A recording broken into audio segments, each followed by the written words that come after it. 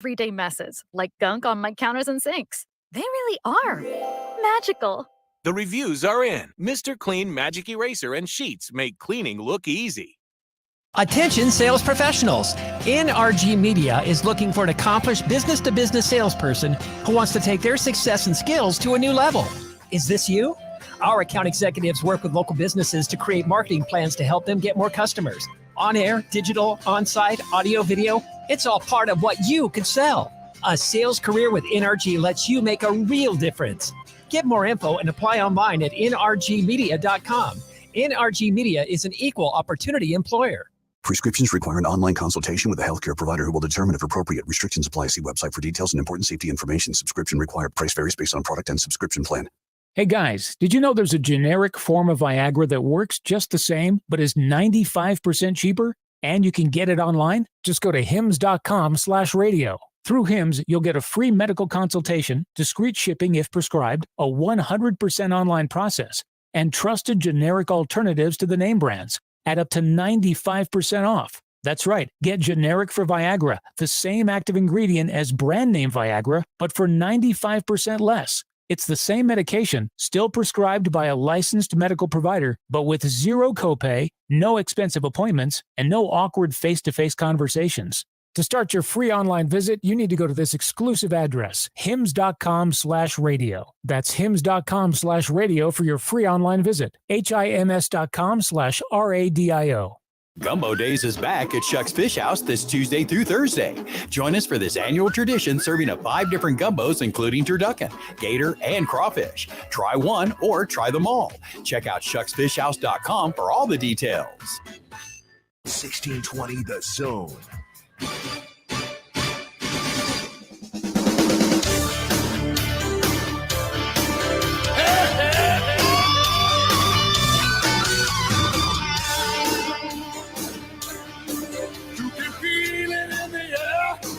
On the edge of the night, you can feel it everywhere, but the party time all over tonight. Friday night's a great night for football. Captain is hanging, ready to do it. Friday night's a great night for football. Sit back and relax and let's get down to it. It's gonna be a hell of a fight. We got a great night of football tonight. Live from 50th and Capitol Avenue in the Big O. This is Mornings with Sharp and Handley on 1620 The Zone, 1620thezone.com, and 1620 The Zone TV. Now here's Gary, Nick, and Jimmy. Friday night's a great night for football, y'all. Captain is hanging, ready to do it.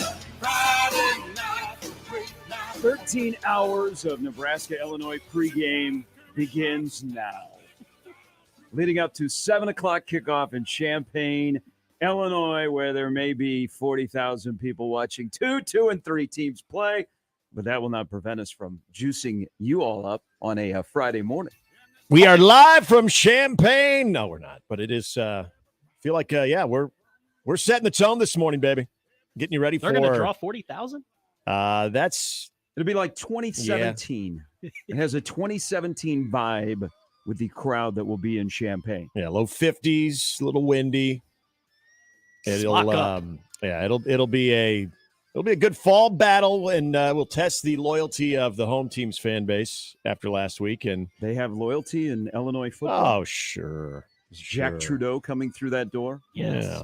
Simeon Rice coming through that door. Remember when Illinois just was loaded with NFL dudes? Jeff George, the great. They were loaded last year with some NFL dudes. But this year is a whole different story. Welcome in, everybody. It is a Football Friday Fiesta.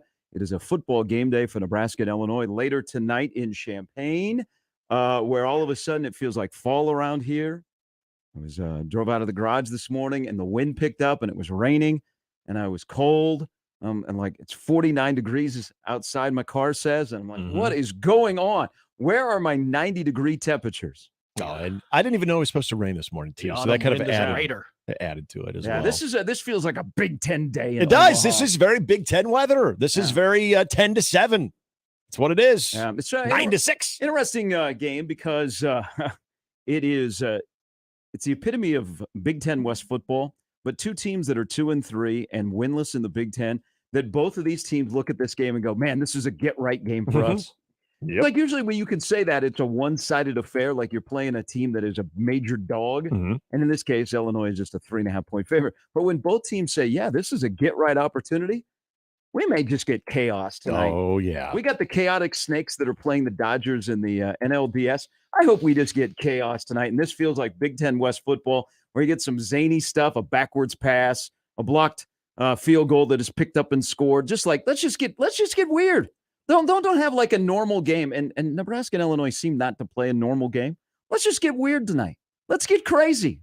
Hey, if anything, I'm down with weird and crazy. If we learned anything from last That's what night's your wife said. NFL, Yes. If we learned anything from last night's NFL game, sometimes things just take off a little bit. Maybe who will be the DJ Moore of tonight's game for either Nebraska or Illinois? Because I thought, as down as I was on that matchup last night, You were dour. I obviously fully expected Washington to win that game, but I did say it won't be close either way. I said either Washington or Chicago will blow it out. That's the only two scenarios. It's not going to be close, but it's probably going to be very ugly and not very aesthetically pleasing to the eye. You know what? DJ Moore and Just Fields, that little connection, that was fun to watch. Congratulations. Thank you. First win in 346 days. I know you're fighting it. Yeah, You prime don't time. want the Bears to win. Last time they did. I know. I 1-17. I am conflicted. But see, I said they would not go winless this season. But on Dick Butkus night, it was appropriate. See, I knew that you were in a good spot when I saw what Washington was wearing. Because you were playing the Redskins, the team that is the professional football team in D.C., the what about Commanders, or you were playing the Steelers. I couldn't figure it out last night. And then you had the real bizarre nameplates with the the line above and below. I know you're trying to be cutting edge with that. It was just a weird look. They needed. And then did Ron Rivera did he say anything? Every sideline shot, he just looked like, I'm very stoic, but then all of a sudden kind of like lost in what was happening. And I get it. You're seeing Chicago doing that, and you're like, what? Huh? I was getting texts like, hey, who is this team? This is called the Blind Squirrel. Magic Johnson ripped the team. How many people knew that Magic Johnson was a part owner of the Washington football team? Why is Magic Johnson weighing in on this game? Wait, Ron They Rivera. had no intensity. So great win for you last night. I mean, that's something you wanted, and it was cool. I mean, the Bears celebrated accordingly when you lost 14 in a row. And, it was going back to October of a Monday Night Football game against Patriots. I mean, DJ Moore was really, really good. Justin Fields, I think, was very good last night. But he's 15 to 29, and he still threw for almost 300 yards. Mm-hmm. But over 200 of those to DJ Moore. For Washington, man, what has happened to Riverboat Ron? Yeah, I think Daniel Snyder covered up a lot of things because Rivera could be like the good guy when they had the worst owner in professional sports. Now all of a sudden it's back-to-back weeks where they become super conservative. They got to a terrible start. I mean, the Bears are up 27-3 and everything was working for the Bears. But then they climb back into the game. And just like last week, when he didn't go for two because he said his team was gassed at the end of regulation in Philadelphia, he goes for a field goal on 4th and 3. After your quarterback busted his ass to try and get a first down, you go for a field goal. I'm like, what happened to that guy? That guy was in the Super Bowl, 8 years ago? Yeah. Coaching against the Broncos? Carolina. And now, Magic Johnson ripped your team. That's all you got to know this morning. Magic Johnson, not in a Magic Johnson tweet, but he went old Jerry Jones after the game was talking to the media. Yeah. I'm like, whoa, holding Magic court. Johnson. Just with the Dallas He's going to be that type of owner. Yeah. Yep. He's going to be that type of owner. The Ron Rivera thing, and you're right about when he first arrived. And remember, he was also dealing with cancer, but also had everything that Daniel Snyder was creating that for some reason it was almost like, well, Ron, we need you to clean this up too.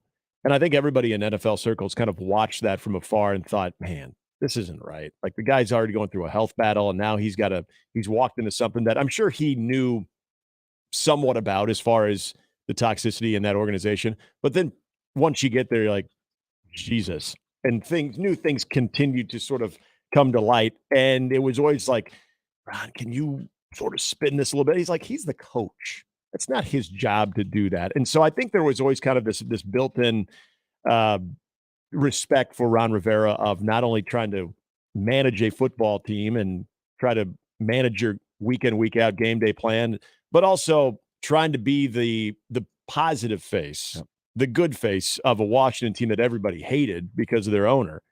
And I mentioned just like his look on the sideline.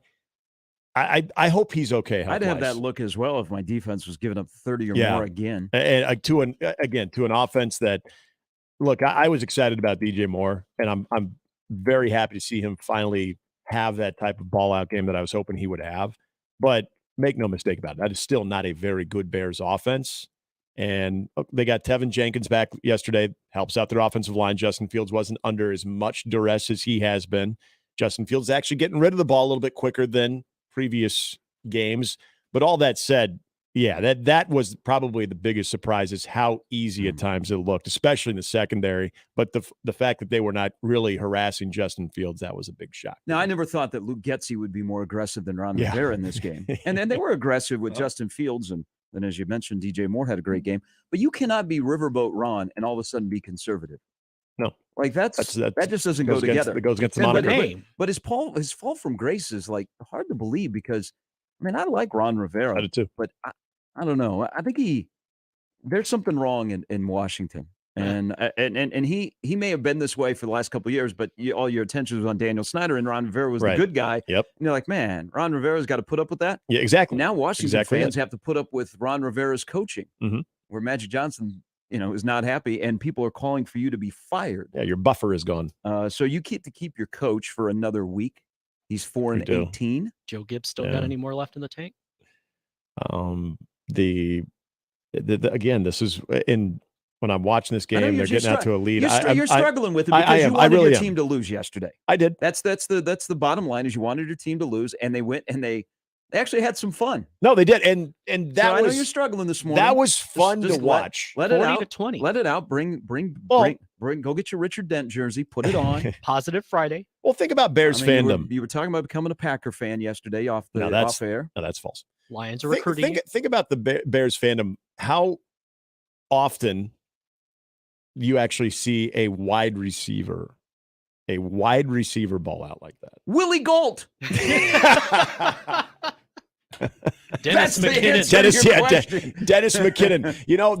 There were moments Alshon Jeffrey was about to take over the game, then he would drop a pass, or Brandon Marshall would be going good for a first half, then he'd have a tirade on the sideline, or something weird would happen. But yeah, like that was that more than anything, that was the rarest of rare moments. Is just like a wide receiver for Chicago going over 200 yards and just like all of a sudden is uncoverable and yards after catch. Like it was just like the Steve Walsh days all over again. Couldn't believe it. It was like Troy Edwards for La Tech, man. It was like, what the hell's going on here? So you could add more. I don't think he stepped out of bounds either. Yeah, I don't either.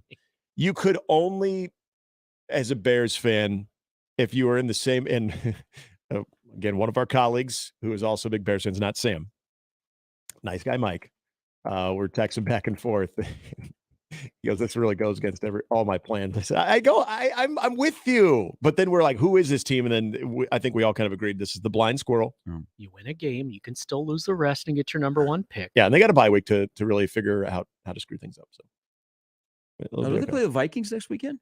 I thought they had the bye. Oh, no. I'm sorry. This acts as the bye. Yeah. Sorry. Gotcha. The bye week's coming up. Yeah. There's also part of last night. And, when Brooks Robinson passed away last week, we were talking about athletes that are associated with a city, and Brooks Robinson and Baltimore are tied together. Dick Butkus in Chicago will always be tied together. I've had the opportunity to interview Dick Butkus and be involved in a charity event about 12 years ago. One of the nicest people. He's funny. Like, he was in all of his, even though he was like the fiercest competitor and he was a maniac, like away from the football field, he's always been feisty. Even at the beginning of the season, they interviewed him on the sidelines for the Packer game, and he was feisty. He's one of those guys, one of those rare people. First of all, a Chicagoan that always be attached to the city is feared and revered, and that's what Dick Butkus always was. And that was sad to get that news before the game. I know all of us that are football fans, and you in particular, a Bears fan. And then I'm sure tonight at his alma mater, which they've done a really good job of like incorporating Dick Butkus back into the football program. I think it became when Lovie Smith got there. They really said, "Hey, we got to find a way, not just because Dick Butkus's kid is playing here.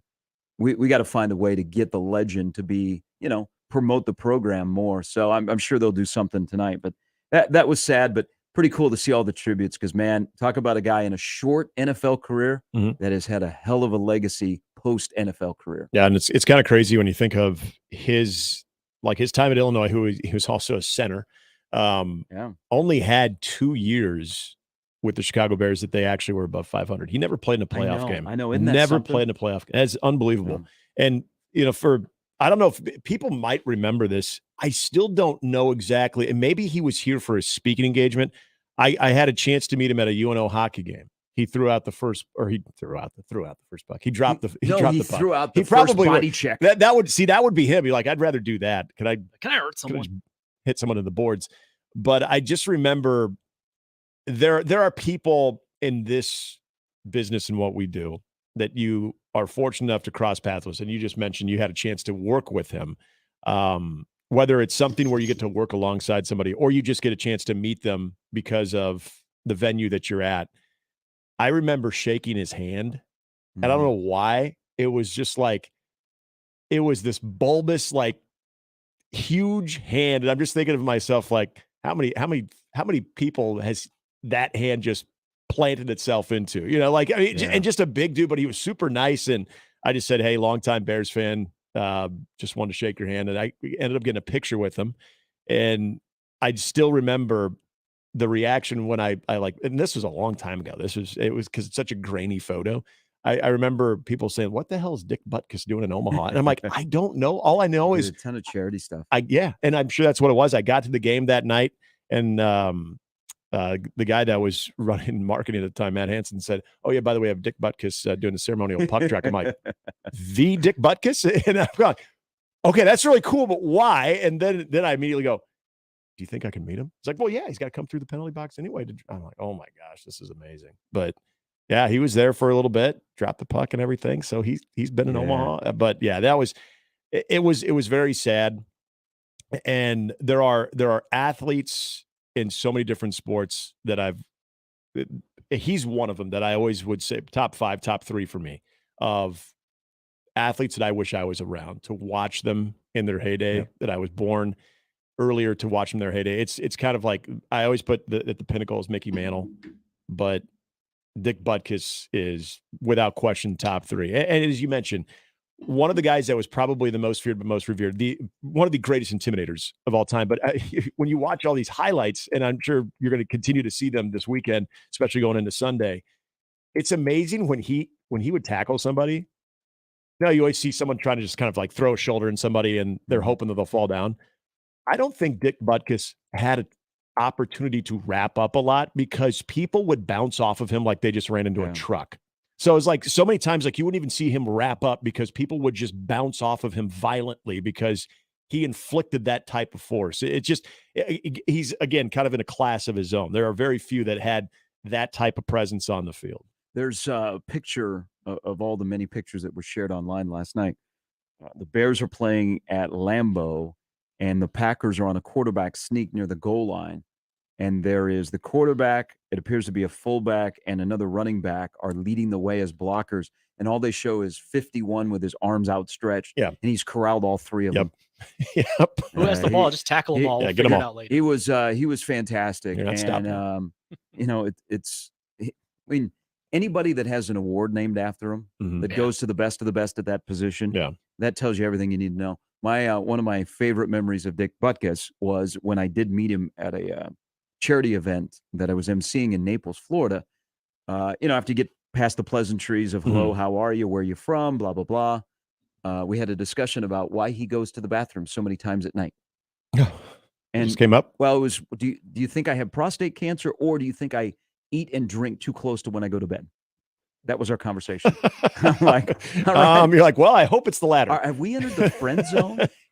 Man, now you got me thinking. I'm going to start monitoring that. All right. Welcome in, everybody, on a Football Friday Fiesta. Nick, Jimmy, and Gary, Nebraska and Illinois. Plenty of what's going to happen tonight in Champaign, where usually on Friday nights, the favorite does well, but not necessarily at home. The favorite on Friday night football and college football this year is a staggering 18-1, but only 10-9 at home. Mm-hmm. So do what you will with that. We will try and figure all that out. The lineup brought to you by the rooferys of John Higgins Weather Guard. Brett Cianci will stop by. Lee Sterling. Howard Griffin, former Fighting Illini, Big Ten Network. He'll stop by at 8:30 for nothing but schedule talk, as the future schedules were released yesterday. Good job by the Big Ten. Big Ten did a really, really good job. Nebraska, you get ready. You're going to get Vacation. You're going to get some miles. You're going to get to go to the West Coast. It seems like every single year, but the home schedule is iffy in 24. But the road schedule gives you Ohio State and USC. I thought across the board, the Big Ten did a really, really good job with the schedules. So we'll get into that with Howard Griffin, probably about 15 minutes on that topic. Mike Schaefer will stop by, Matt Verzal as well. It is Nebraska and Illinois tonight. Nebraska's trying to get to 3-3 before the bye week. This is their only road game in a 6-game stretch. I'm having a balance. A lot of people I talked to yesterday were, we all know what the week has been like with trying to diagnose what a 38-point loss to Michigan does for a rebuild. And I'm like, well, we overthink things. And so I'm just one game at a time. So whatever happens tonight, because referendum has become a very popular word. You know what the result tonight is? You know what that referendum is? It's on the 6th game of the season. I don't think tonight has any bearing on what happens against Northwestern, what happens against Purdue. I mean, I'm not oblivious to the fact that if you win, you're 3-3 and you got to find 3 more games to extend your season. But this is all about tonight. And I like the phrase that's being used. It's all about us. And that's what it is tonight. It's all about Nebraska, how they respond to the week and how they play week by week, because at some point they have to play a complete game, or at least I'd hope, and start to develop some consistency. Yeah, and I think it's easy to, if you want to let yourself go there, and I think it's only natural to do so if you can win going into a bye week. Don't do it. Don't touch the third rail. Yeah. Because then you're going to be miserable on Big Red Overreaction night, because they're going to be 2-4, and you'll be like, oh, boy. Oh, yeah. And you'll get some fun phone calls on Friday night. I am trying to Who stay. plays wide receiver first? Tominaga, Coleman. I'm trying to stay as open-minded on what I could experience tonight on Big Red Overreaction, because look, these are those toss-up games. These are those games that you try not to go in with too much optimism, even though I think there's matchups that you think you like for Nebraska. But I think that's the feeling of, if Nebraska can go in and get a victory, and maybe it's not necessarily what it can do, but it's okay. Now we're in another level of discovery with this football program, and how do you handle going into a bye week with a victory and then being able to come out with a manageable couple of opponents, and how this team prepares for that. So, but again, that's, a week, 2 weeks away as far as that next opponent. So it's probably okay to kind of be on your level of thinking when it's just about tonight. Make it about tonight, and then you kind of go from there.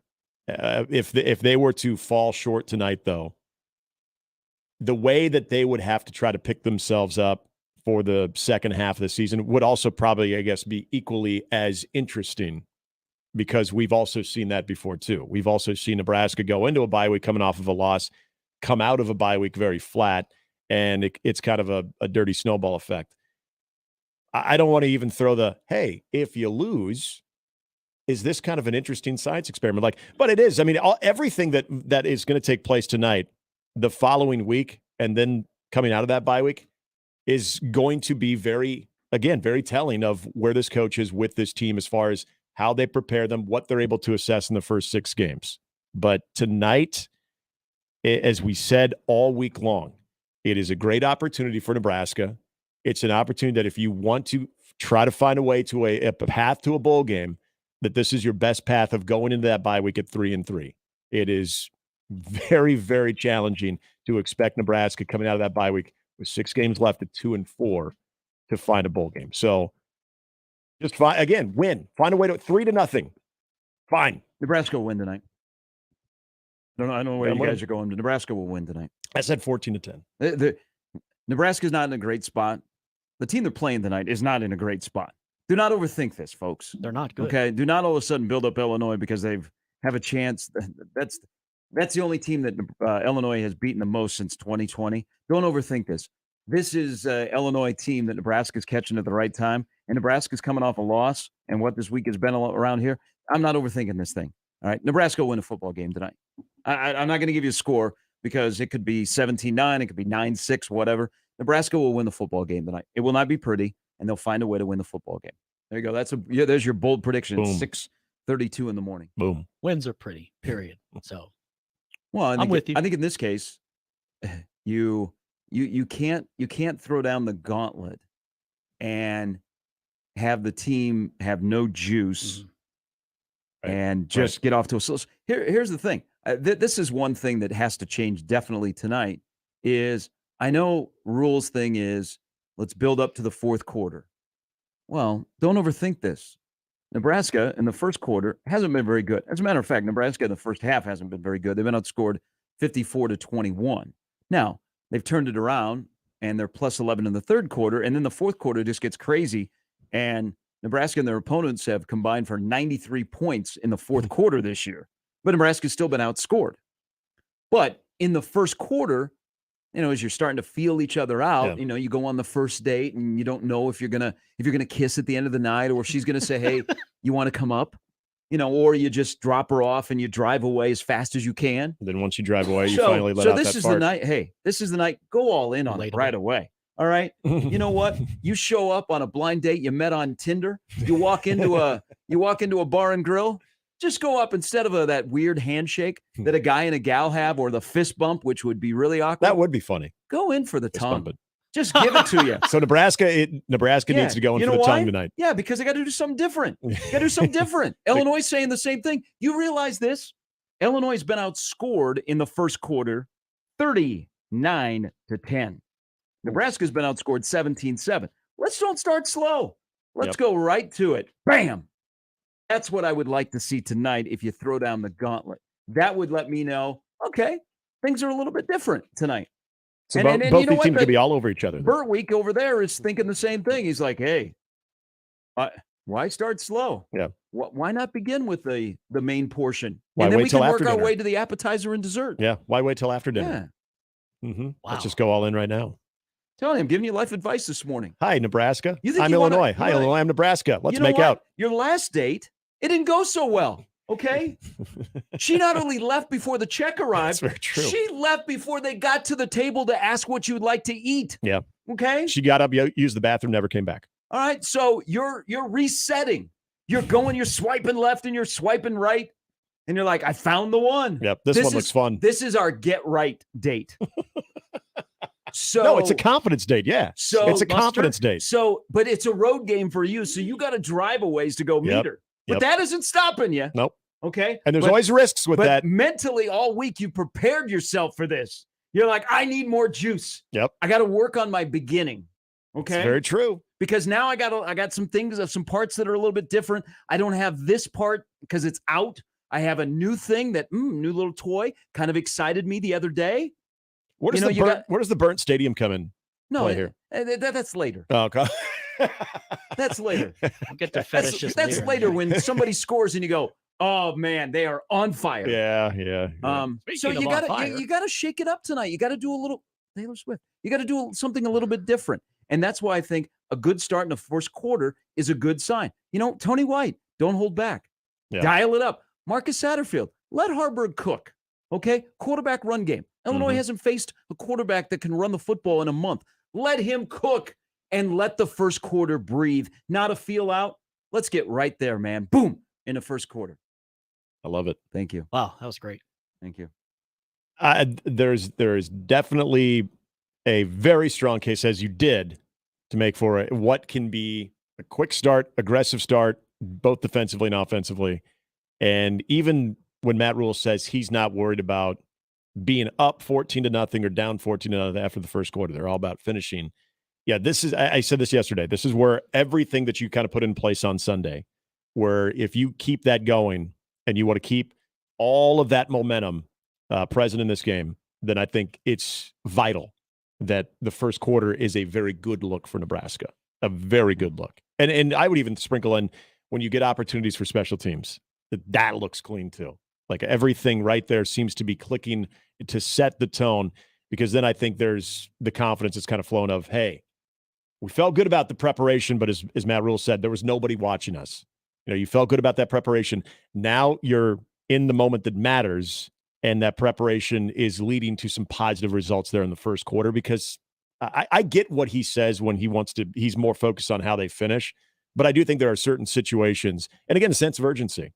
A sense of urgency. And again, to just use last night's game as an example, sorry.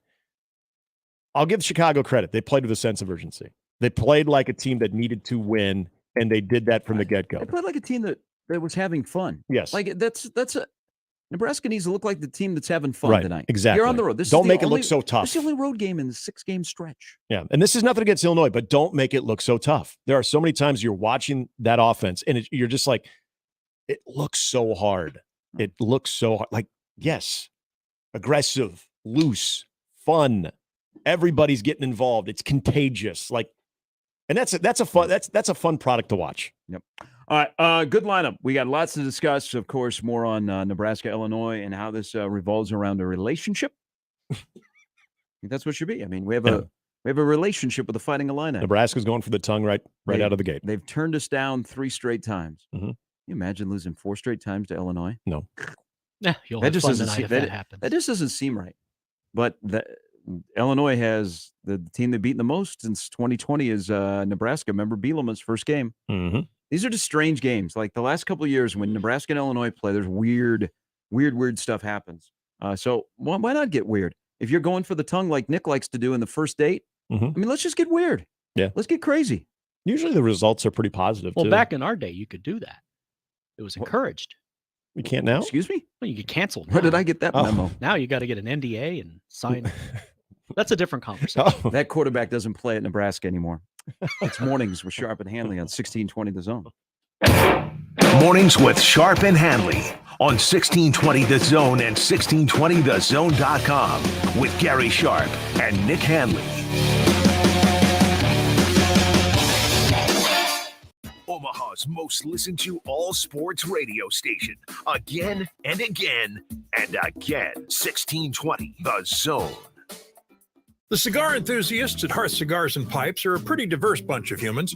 Some enjoy an adult beverage or two, others pass the time with a competitive yet friendly game of dominoes. Still others enjoy shooting some pool downstairs, while more than a few are just satisfied with each other's company.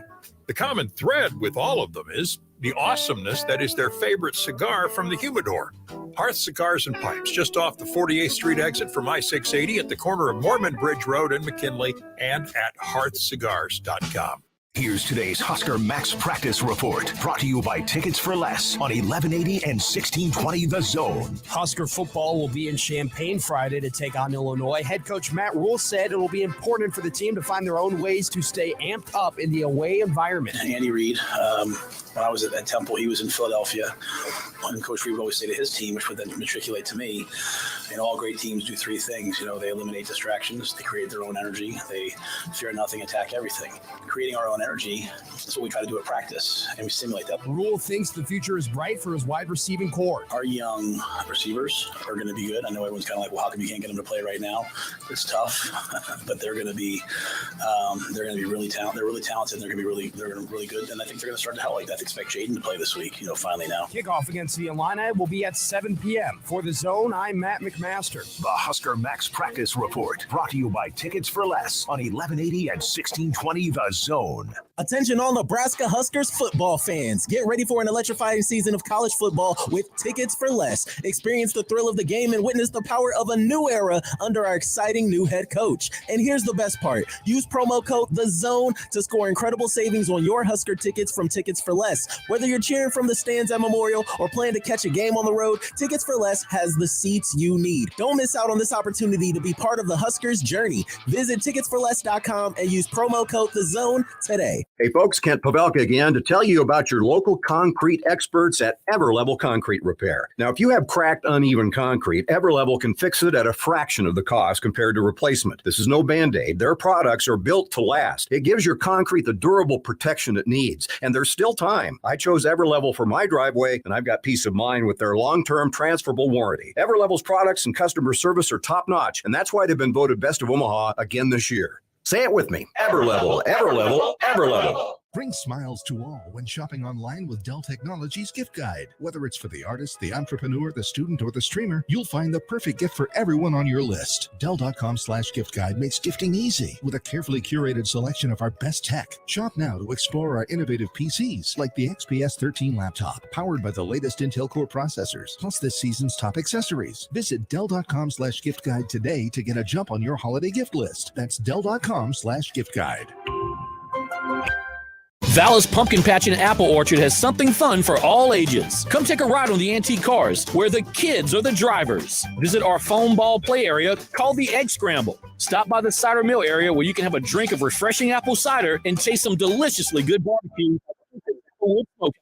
Vallis with admission, along with fireworks every Friday night at 9. Vallis, the place to visit this fall. If you love food, love fun, love fall, you'll love Vallis Pumpkin Patch best of all. I'm Omaha Athletic Director Adrian Dow, and I want to introduce you to 3 Omaha schools that are playing a vital role in keeping our community strong. We serve nearly 600 pre-K through 8th grade students, most of whom come from disadvantaged neighborhoods. These students receive a values-based education with the family support they need. I'm a proud member of the CUES Fund Board, which supports the CUES school system.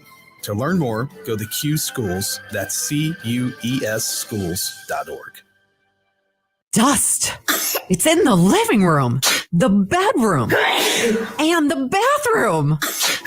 It's also in your lungs. Let's fix that, shall we? Duct Defense Midwest offers a comprehensive system that cleans, disinfects, filters, and purifies the air. They'll make your home healthier and improve the life of your HVAC system. So improve the health of your home and everyone in it. Go to cleanairradio.com right now for a special air duct cleaning offer for Zone listeners. cleanairradio.com.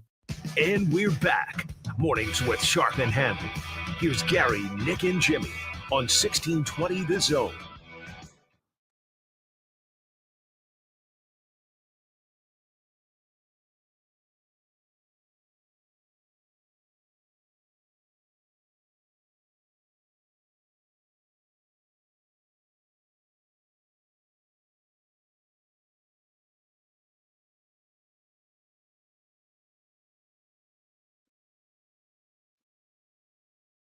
Hey, here is a fellow Chicago Bear fan, Nick.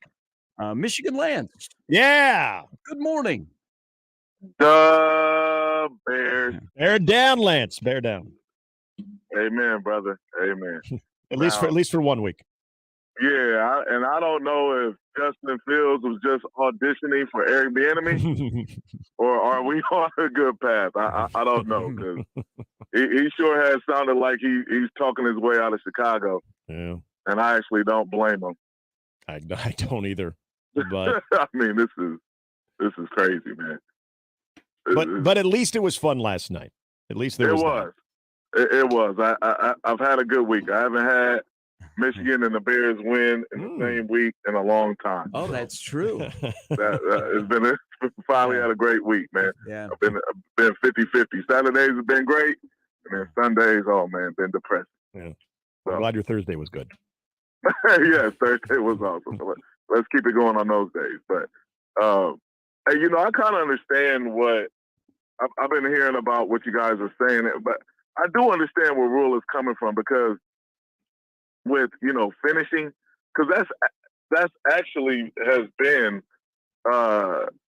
probably the biggest ailment for Nebraska. Yeah, because they've been in a lot of close. They've been over 20 some odd close games, losing by 7 or 6 or less, right? Yeah, the 1-score game, 7 or less. Yeah. Yeah, I mean, so I understand. It's like you can't just jump out there and say, "All right, man, let's go blow this team out." When you're not that. I know what you're saying, Gary, but it's like they're not there yet. Like you said, let's finish. Let's get a win finishing. let's play a complete game and finish. You know what I mean? Like when you've been losing, it is tough to win. So you just take your wins as you can get them and try to do it in a way where it can be successful repeatedly. Okay, and that's finishing, playing the complete 4 quarters and finishing. You know what I mean? Well, yes, but they okay. So against the 2 group of 5 teams they played, they showed they can finish. Okay, they played well in the 4th quarter and they closed the game out where there was not even a hint of, Northern Illinois, Louisiana Tech was going to have a pulse and maybe get back into the game. They started slow at Minnesota. They started slow at Colorado. Of course, they started slow against Michigan. My thing is, you're playing a team tonight that also starts slow. So are you going to feel each other out? The 4th quarter, yes, is the most important. But at some point, you got to establish what you're going to do in the 1st quarter to like, hey, we're here to play football today. Okay, this is what we're going to be, and we're going to be here for all 4 quarters. We're not going to dance around with you. And then in the 4th quarter, we're all of a sudden going to show up. I want to see out of the gate aggressive defense, offense to set a tone for the game. I think that would benefit this team good on the road tonight if they set the tone of how this game is going to be played. And instead of letting Illinois dictate, hey, welcome to our house. This is what we're going to do, and you're going to play by our standards. I think that's another step in growth is, okay, we established in the 1st quarter, this is how this game's going to work. This is going to look like a Nebraska game. Yep. I see what you're saying. Yeah, like I said, I definitely understand what you're saying. And the crazy thing is, well, it's not crazy, but Illinois feels the same way. They do. Both teams. I said this right at the beginning, Lance. It's both teams go, man, this is a get right opportunity. Right. Yeah, I mean, because here's the thing that Nebraska has lost, and that is fear. When nobody fears playing Nebraska anymore. Everybody actually gets up to play Nebraska like, yeah, we got a chance to win. And so, so that's why I understand what you're saying, man. Yeah, it's just going to be whatever you do. I mean, finish. Because the first thing you said was group of 5 teams. Like, Nebraska's not a group of 5 program.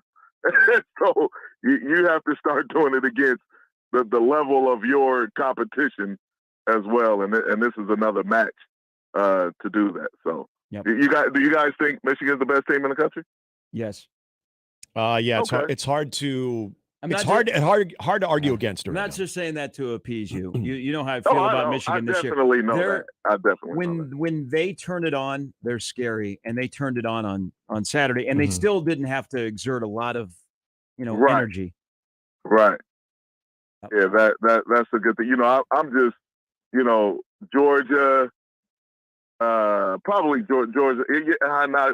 But like Georgia, yeah. I thought once they lost their 7 years straight playing college football quarterback, I figured they'll be in. It wouldn't be as easy as usual. Yeah, I think this year in college football, there's more than just 4 that are very enticing. But yeah, very few teams have played like complete games week after week. Right. And then especially like USC doesn't look like a national title. I mean, not with that defense. That defense isn't going to get fixed anytime soon because we've seen Lincoln Riley for a long time as a head coach. Yep. Let's just say he's the offensive coordinator. Like nobody wants to criticize him because of his genius as on offense, but he's not a good head football coach. I mean, people forget head football coach. It's the whole team, guys. It's not just one side of the ball. Yeah, for some reason, he's very loyal to Alex Grinch. And I mean, look at Oklahoma. His last year there, they had 171 missed tackles, and in 2 years at USC, it hasn't changed. Right. I mean, and they got players over there. They got athletes. They got nobody that can play defense. That's. But here, let me. You've coached that side of the ball. Why does it look like they're always tackling for a turnover? Because you know why they're probably doing that because they want to hurry up and get the ball back to the offense because you got an offensive guy. So it's like, hey, let's just get a couple stops and in between there. But the majority of the time, let's get these turnovers and get it back to our offense. Yeah. That's how because that's why you can see that's what they practice the most because their tackling is bad. You see, they don't practice any tackling like that. No, it's and when you're playing with a fast-paced offense, those hurry-up offense, fast-paced, you're not. It's going to be very hard to have a dominant '85 Bears or Ravens or those Alabama defenses. It's very hard to have that when you have fast-paced offenses like that because they put your defense in a bind too. Because if you go 3 and out 3 straight times and they're out there going against they're gas. You know what I mean? So I think he's playing for, hey, turnover, let's get the ball back to our offense and score as many points. And that's a recipe for success as far as winning games. Yeah, and you can have a good program, but that's not a recipe for winning national championships. Yep. Hey, Lance, have a great weekend. Thanks for the call. See you, Lance. Hey, thank you guys. Have a good one. Important this weekend for Kirby Smart.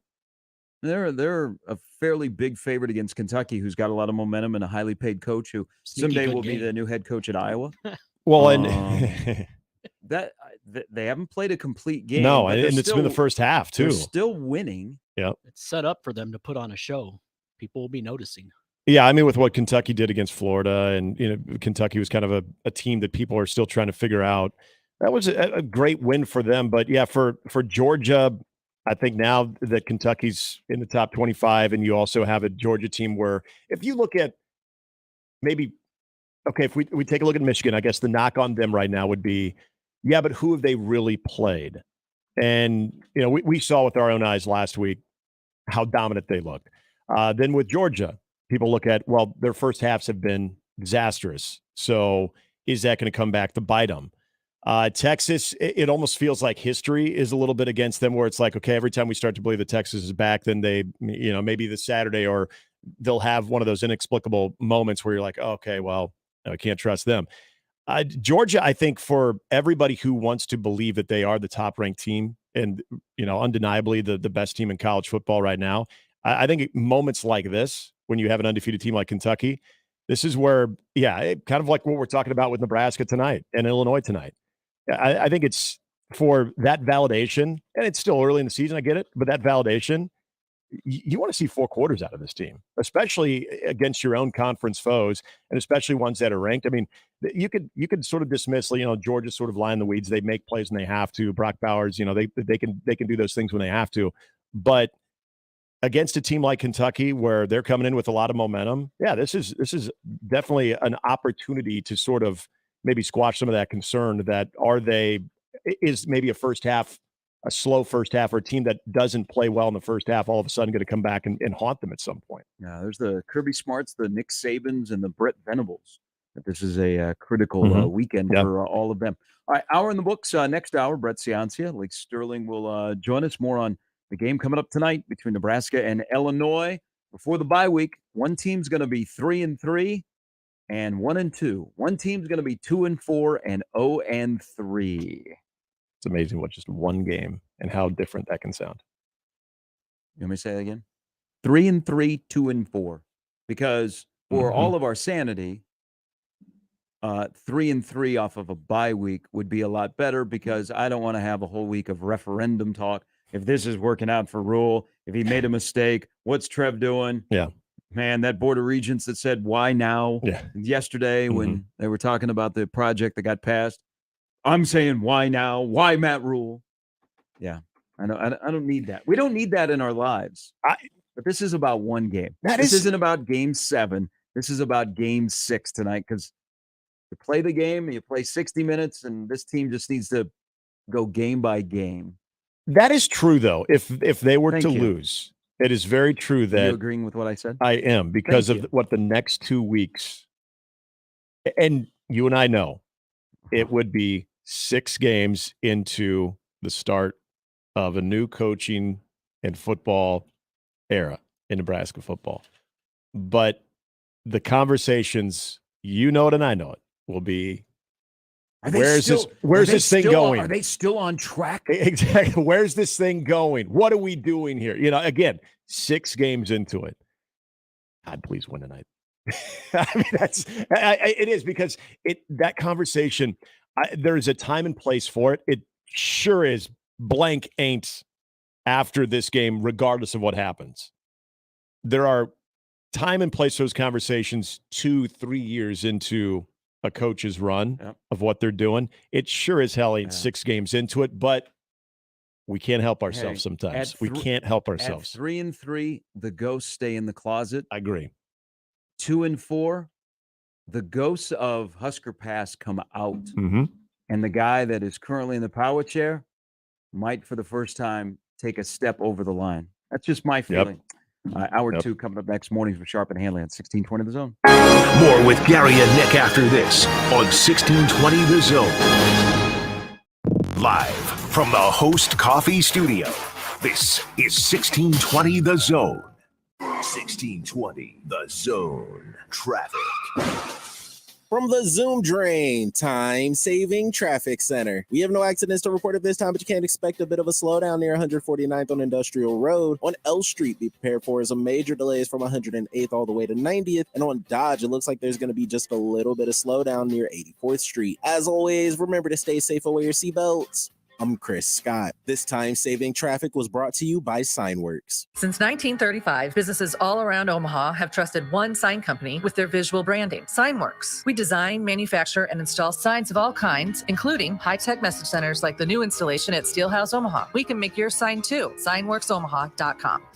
Follow your imagination to the Bellevue Berry and Pumpkin Ranch. Bring the whole gang and explore for treasure on the pirate shipwreck. See how the West was fun. Pretend you're a superhero as you jump on giant bounce pads. Maybe reserve your own campfire rental where you can roast marshmallows and tell stories. It's all up to you. And of course, go on a hayride and grab your own pumpkin. Priced by the size, not the pound. Follow your imagination at the Bellevue Berry and Pumpkin Ranch. 48th between Cornhusker and Highway 370. More info at BellevueBerryFarm.com.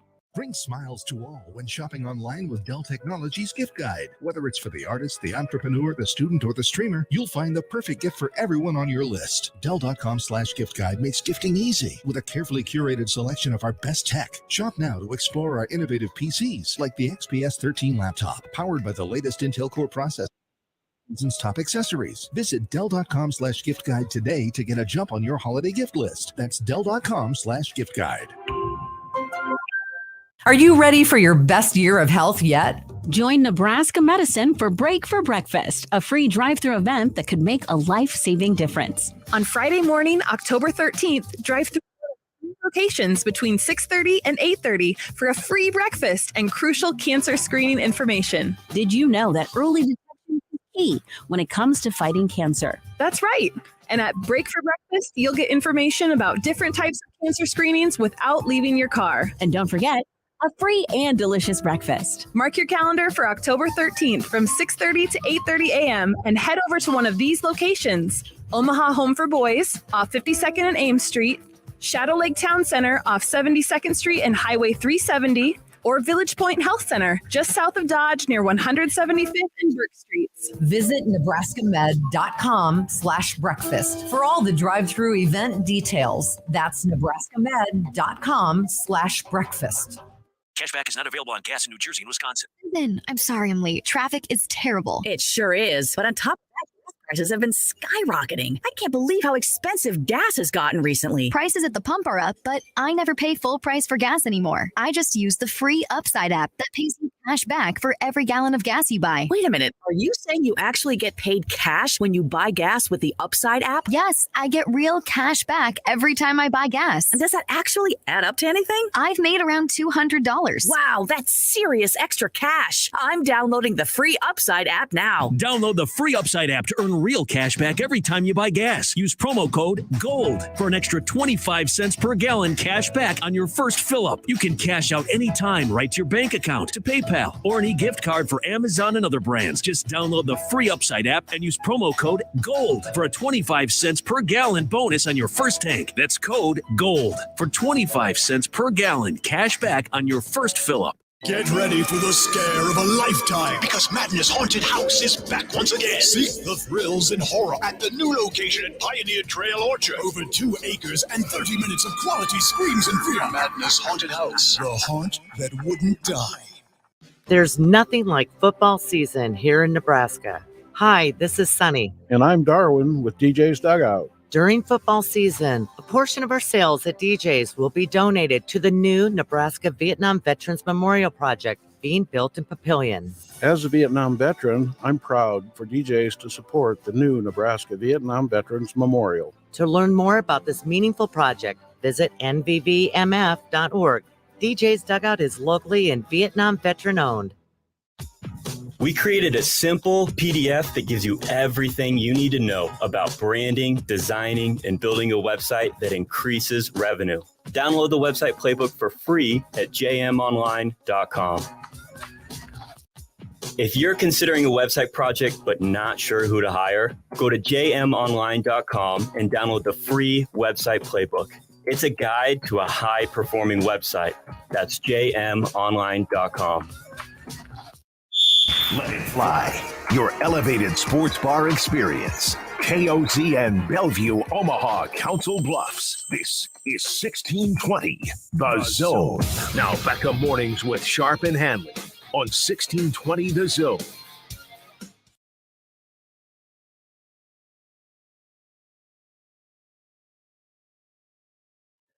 Seven o'clock.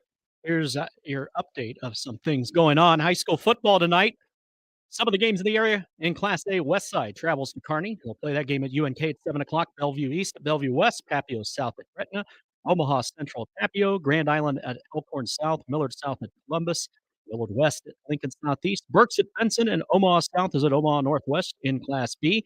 Bennington at Omaha Westview, Blair is at Elkhorn, Gretna East is at Waverly, Morris is at Omaha Gross, Omaha Buena Vista is at Plattsmouth, and Scott is at Ralston. Headed out to the games, they'll definitely feel like fall, low 50s at kickoff, falling into the 40s by game's end. A little stiff breeze to start, dying off as the night goes on. Nebraska Board of Regents showcase fundraising and initial construction for the massive $450 million makeover Memorial Stadium. No surprise, 8-0 vote. That part involves up to $45 million of behind-the-scenes stadium infrastructure and mechanical systems work that should launch by next spring. Nebraska volleyball is in the state of Michigan this weekend. They're in East Lansing tonight to face Michigan State at 6 o'clock. Ann Arbor tomorrow at 7 o'clock against Michigan.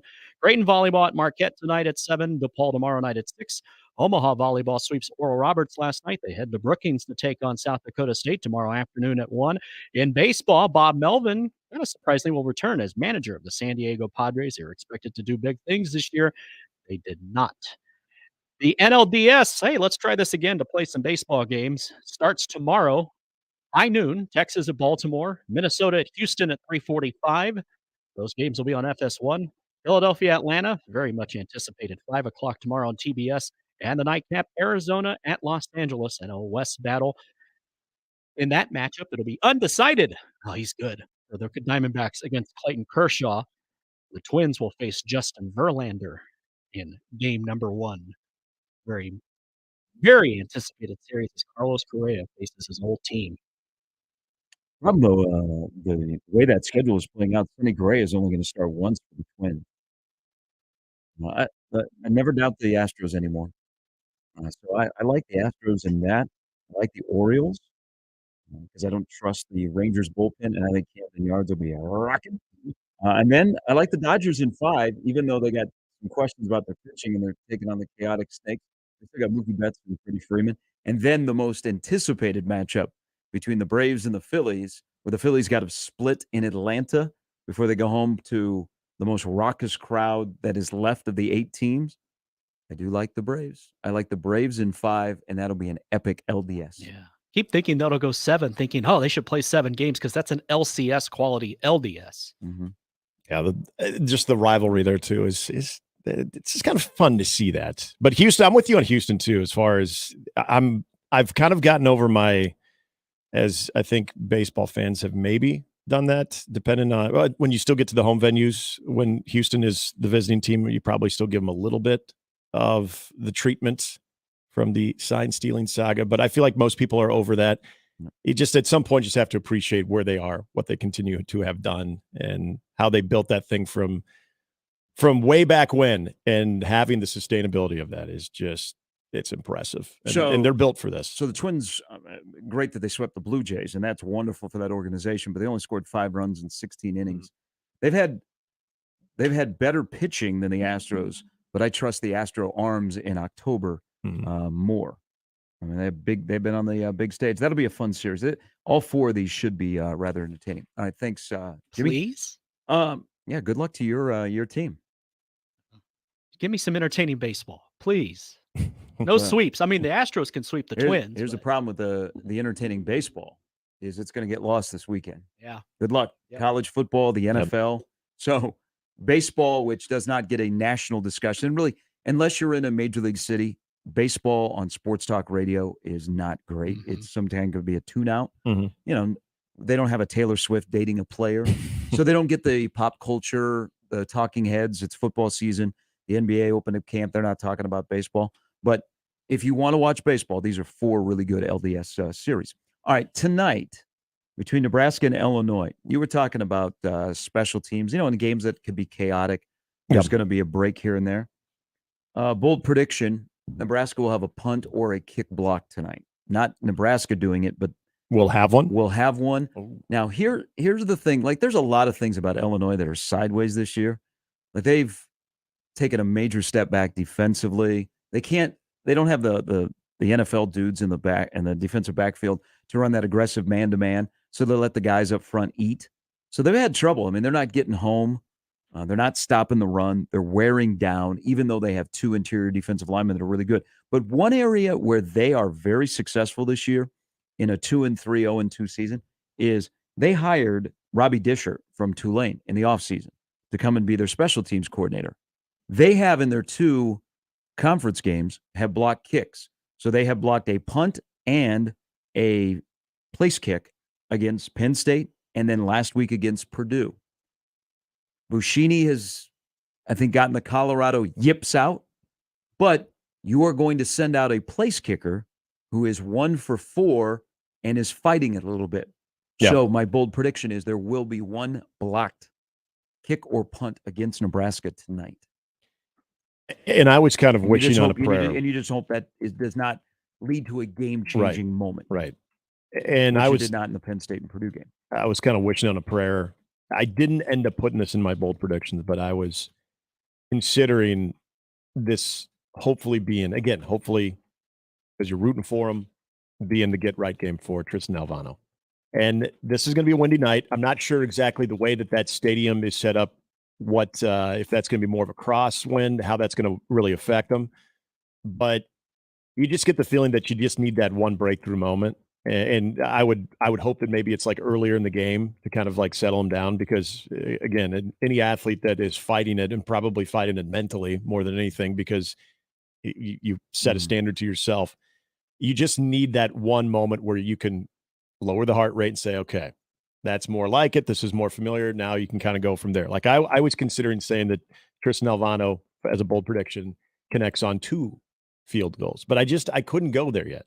I got 3, and you got him on that. Yeah. So you are going. See, I think okay. if I think it's important. Like, again, I'm going to lean into the first quarter.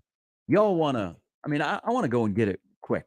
You guys all want to wait for like 60 minutes and build up. I'd rather not. That's fine. Everybody's got their preference, but right. I think tonight needs to be a quick. All right, let's establish something. Like, if you have a chance to put 3 on the board, don't overthink it. Okay, if it's 4th and 3, and Magic Johnson is calling for your head, just ignore him, because I think you have to find a place to get Tristan Alvano back on track. Yeah, I agree. And if it's a short field goal and it's 4th and 3, and maybe it's a 30, 35-yard field goal and you feel good about it, do it. Man, run him out there. Get the freshman to put it through the uprights, give him a little confidence, and there you go. Whew.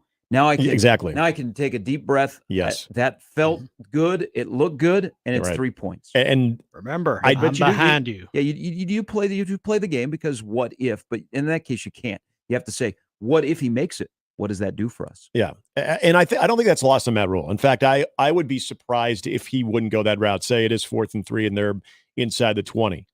I would feel pretty confident that, given how Matt Rule continues to kind of go to bat for Tristan Alvano and talk about him, again, sort of in a building him up type of tone, that I think he would also understand the importance of giving him a very makeable range and allowing him to just try to get on track. Even if it's, a 30-yarder, you're getting him on track. And I think that that's something that they understand the value of that going forward and how big that could be. So I would be surprised if Rule didn't do that.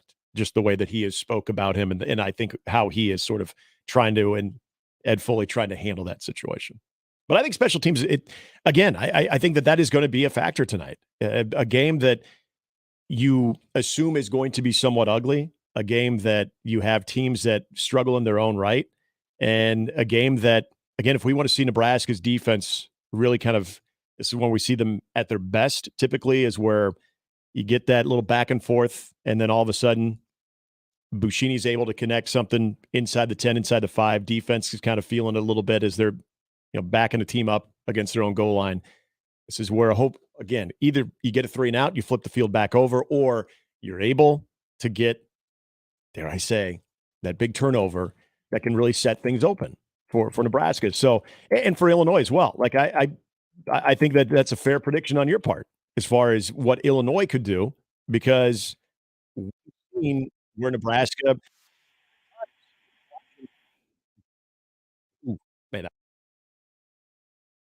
too. So it just seems like it's that type of game where something special teams oriented could have a large impact. And if your prediction is correct, yeah, I think we would all agree. Hopefully that's something early that you're able to overcome. It doesn't change trajectory. You're not rolling all of a sudden. It's a momentum halter, and all of a sudden everybody becomes a deer in the headlight and freaks out. With everybody on this team. You know what? There is one part. Like we're going to watch how this team, when you get squeezed, what happens? How do you react? The whole slogan of one of us. Now, people took that the wrong way of like, oh my gosh, people aren't bought in, but that's been their slogan. So I don't know if Phelan Sanford had to clarify what he meant, but I mean, I know what he meant. I kind of want to see Nebraska fall behind because I want to see how they react on the road with this week post Michigan. Like not fall behind 14-21, but if Illinois comes out and they score, one of the rare times that they get off to a good start. I mean, they've been outscored 39-10 in the first quarter. If they get up 7-0 on their opening drive, I'm kind of curious. I'd like to see how Nebraska responds. Or you could play that both ways, Nick. I'd like to see how Nebraska responds if Nebraska is playing with a lead again.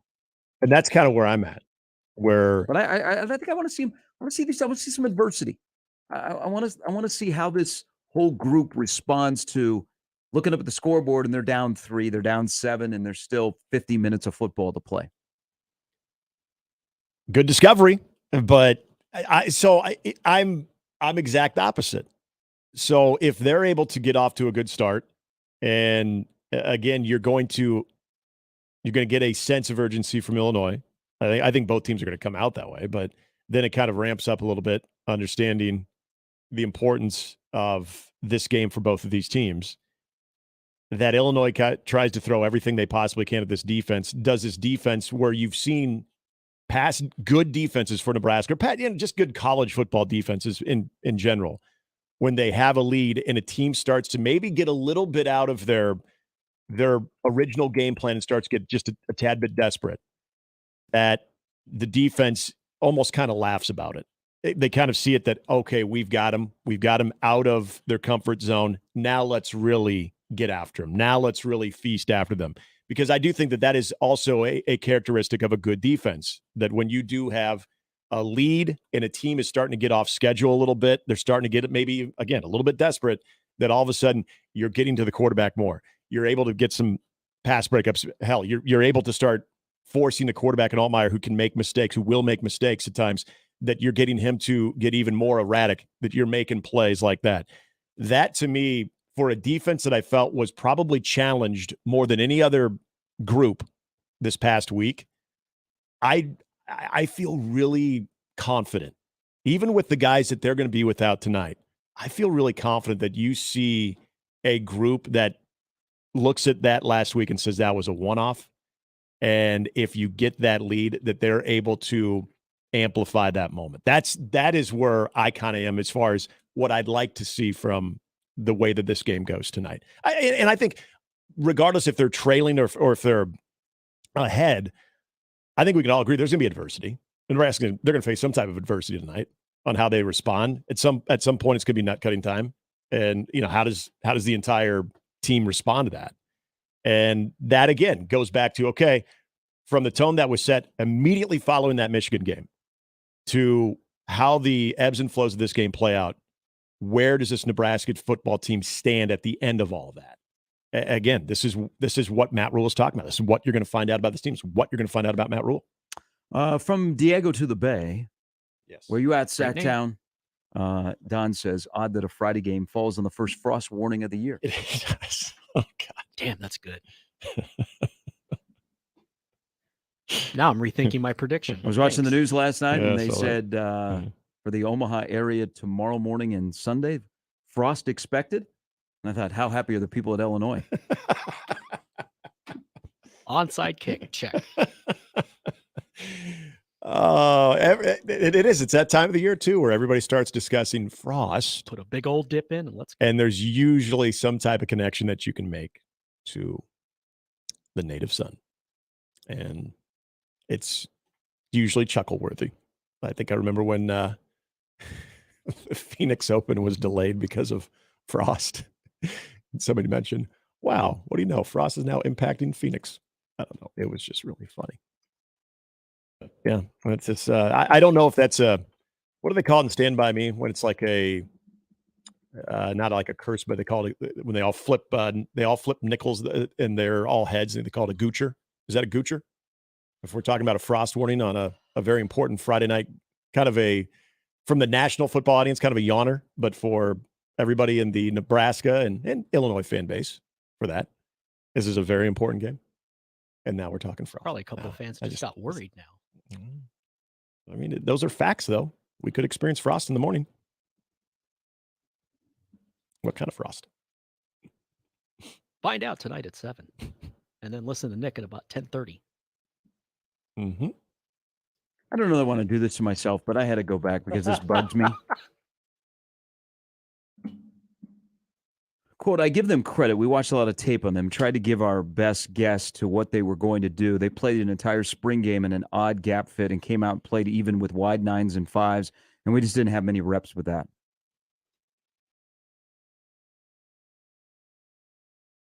Wondering if you would go there. Jesus. It was just an interesting game because about half of our game plan was kind of out the window when they came up and lined up the way they did. We really had to scramble and go to our alternate plan and tried to adjust. We did some good things, but not enough.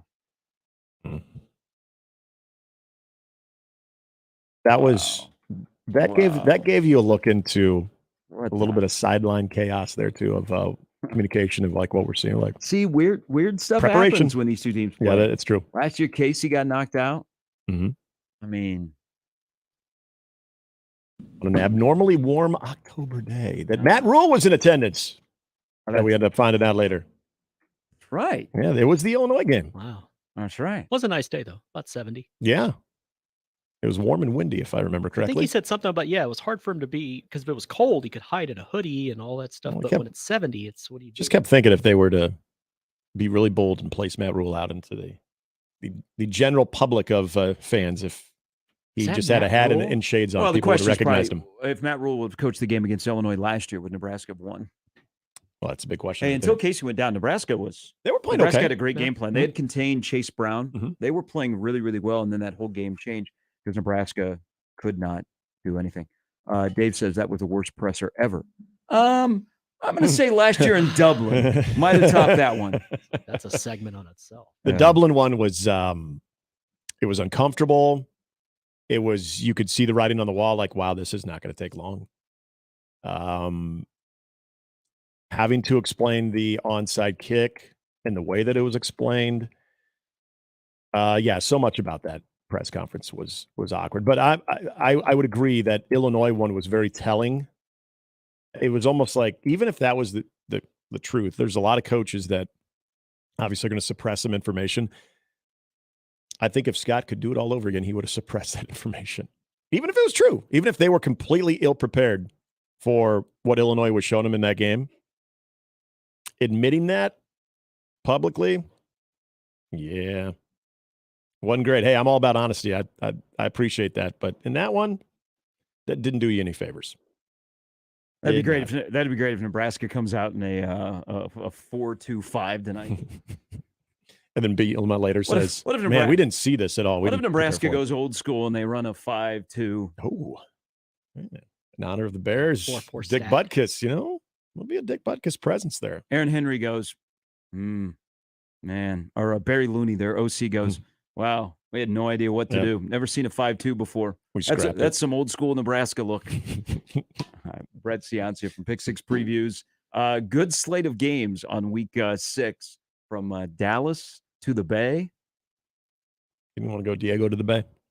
No, because that team that's playing college football in Diego is not very good this year. Yeah, unfortunately. Chris Christie is the problem is he's not paying attention to his program. He's out campaigning. Yes. It's mornings with Sharp and Handley on 1620 The Zone. Hey, over at Woodhouse Mazda, you can get into a Mazda CX-5. It is the car that I drive, and it is a car that made me switch over to Mazda. From the test drive, I could tell it's going to be perfect for whatever family size you have, but also the amenities inside and outside. And the 2024 model, it's awesome. It looks great. It's got the new look black grille and the black rims, has that nice tough look on it, but also the infotainment system. You've got the large display screen that's going to make every travel, whatever your destination is enjoyable as possible. And again, you can get it at a great price right now with MSRP starting at $30,439. Shop Woodhouse Mazda in Bellevue or Woodhouse Place Mazda at 144th and Giles Road. You get a streamlined sales process. It will not only save you time, but will provide you with the most friendly and knowledgeable sales staff around. Shop inventory, schedule test drives, and even get your deal started at WoodhouseMazda.com and WoodhousePlaceMazda.com. Drive what I drive, a 2024 Mazda CX-5. Check it out. Get into Woodhouse Mazda today. Woodhouse Mazda, a drive worth experiencing. Gary Sharp, Nick Handley, and Jimmy Chavez. Mornings with Sharp and Handley. Weekdays 6 to 10. On 1620 The Zone and 1620thezone.com. Mornings on 1620 The Zone is brought to you by MD West One Orthopedics, Neurosurgery, and Spine.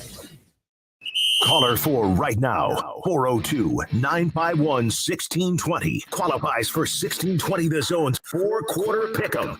It's your chance to pick 4 football games correctly against the spread to win $1,620. Call 402-951-1620. Call now to qualify with 1620 The Zone. Previously on Unsportsmanlike Conduct. Do we have to get the elbows out and make a little room at the top of the NFC food chain for Detroit? When we went through that exercise about what would make a successful season for every franchise, the thing I said about the Lions was hosting a playoff game. It's hard not to think that A, they are the favorite in that division, which means, John, then B, they will probably be a 3 seed at worst. Unsportsmanlike Conduct with John Bishop and Josh Peterson. Weekdays 2 to 6 on 1620 The Zone. Your Omaha area forecast presented by Bellevue Berry and Pumpkin Ranch from the KETV Newswatch 7 Weather Center on 1620 The Zone.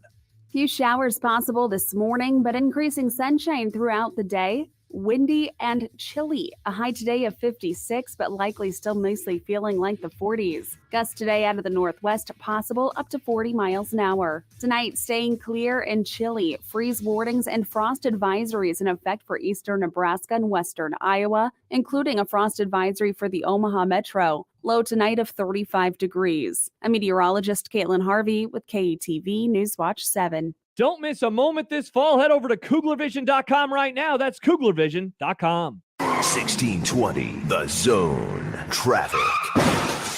From the Zoom Drain Time-Saving Traffic Center. We have no accidents to report at this time, but you can't expect a bit of a slowdown near 149th on Industrial Road. On L Street, be prepared for some major delays from 108th all the way to 90th. And on Dodge, it looks like there's going to be just a little bit of slowdown near 84th Street. As always, remember to stay safe and wear your seatbelts. I'm Chris Scott. This time-saving traffic was brought to you by Fernando's. Reason number 49 to get your Fernando's fix during football season. Pumpkin spice tacos? Don't bring your crazy around here. For tailgates, watch parties, or just an ordinary Saturday, get your Fernando's fix. FernandosOmaha.com. It's easy to see the common signs of transmission trouble. If your engine revs before it falls into gear. If it seems to switch gears for no reason. So watch for the signs. Certified transmission, the job done right at the right price. The Zone Inbox is brought to you by Equitable Bank. We take banking personally. Email me, Connor Happer, with the Connor Happer Show at Connor, CONNOR, at 1620thezone.com. Send me your love, your hate, and maybe a few hot takes. The Zone Inbox, presented by Equitable Bank. We created a simple PDF that gives you everything you need to know about branding, designing, and building a website that increases revenue. Download the website playbook for free at jmonline.com. If you're considering a website project but not sure who to hire, go to jmonline.com and download the free website playbook. It's a guide to a high-performing website. That's jmonline.com. Are you ready for your best year of health yet? Join Nebraska Medicine for Break for Breakfast, a free drive-through event that could make a life-saving difference. On Friday morning, October 13th, drive through one of 3 locations between 6:30 and 8:30 for a free breakfast and crucial cancer screening information. Did you know that early detection is key when it comes to fighting cancer? That's right. And at Break for Breakfast, you'll get information about different types of cancer screenings without leaving your car. And don't forget, a free and delicious breakfast. Mark your calendar for October 13th from 6:30 to 8:30 a.m. and head over to one of these locations: Omaha Home for Boys off 52nd and Ames Street, Shadow Lake Town Center off 72nd Street and Highway 370, or Village Point Health Center just south of Dodge near 175th and Burke Streets. Visit nebraskamed.com/breakfast for all the drive-through event details. That's nebraskamed.com/breakfast. You know, if we know anything, it's that local matters. Local shops, local restaurants, even locally brewed beers. October is Drink Local Month. So the Nebraska Craft Brewers Guild is challenging beer, seltzer, and cider drinkers like you to put your palate through its paces and drink local brews. Because seriously, Nebraska is really on the cutting edge when it comes to brewers who think outside the box. And besides, you really want to be drinking what they drink over in Iowa? Didn't think so. Click nebraska.beer to find brews near you. Don't miss this week's Zone Deal. This week's deal is from Scary Acres, voted the #1 best haunt in Omaha by Best of Omaha since 2019 and #1 best haunt in Omaha by the Omaha Choice Awards. This deal includes 2 super combo passes to get you into all 3 attractions for just $30. Scary Acres, 172nd and Giles. Pay just $30 for 2 super combo passes this Friday at 9 a.m. Zone deals go fast. 9 a.m. Friday, 1620thezone.com. Make the right call, fans. The Rooferees at John Higgins Weather Guard. Rooferees. This hour is powered by Dollar General Distribution Center in Blair, Nebraska on 1620 The Zone. And we're back. Mornings with Sharp and Handley. Here's Gary, Nick, and Jimmy on 1620 The Zone.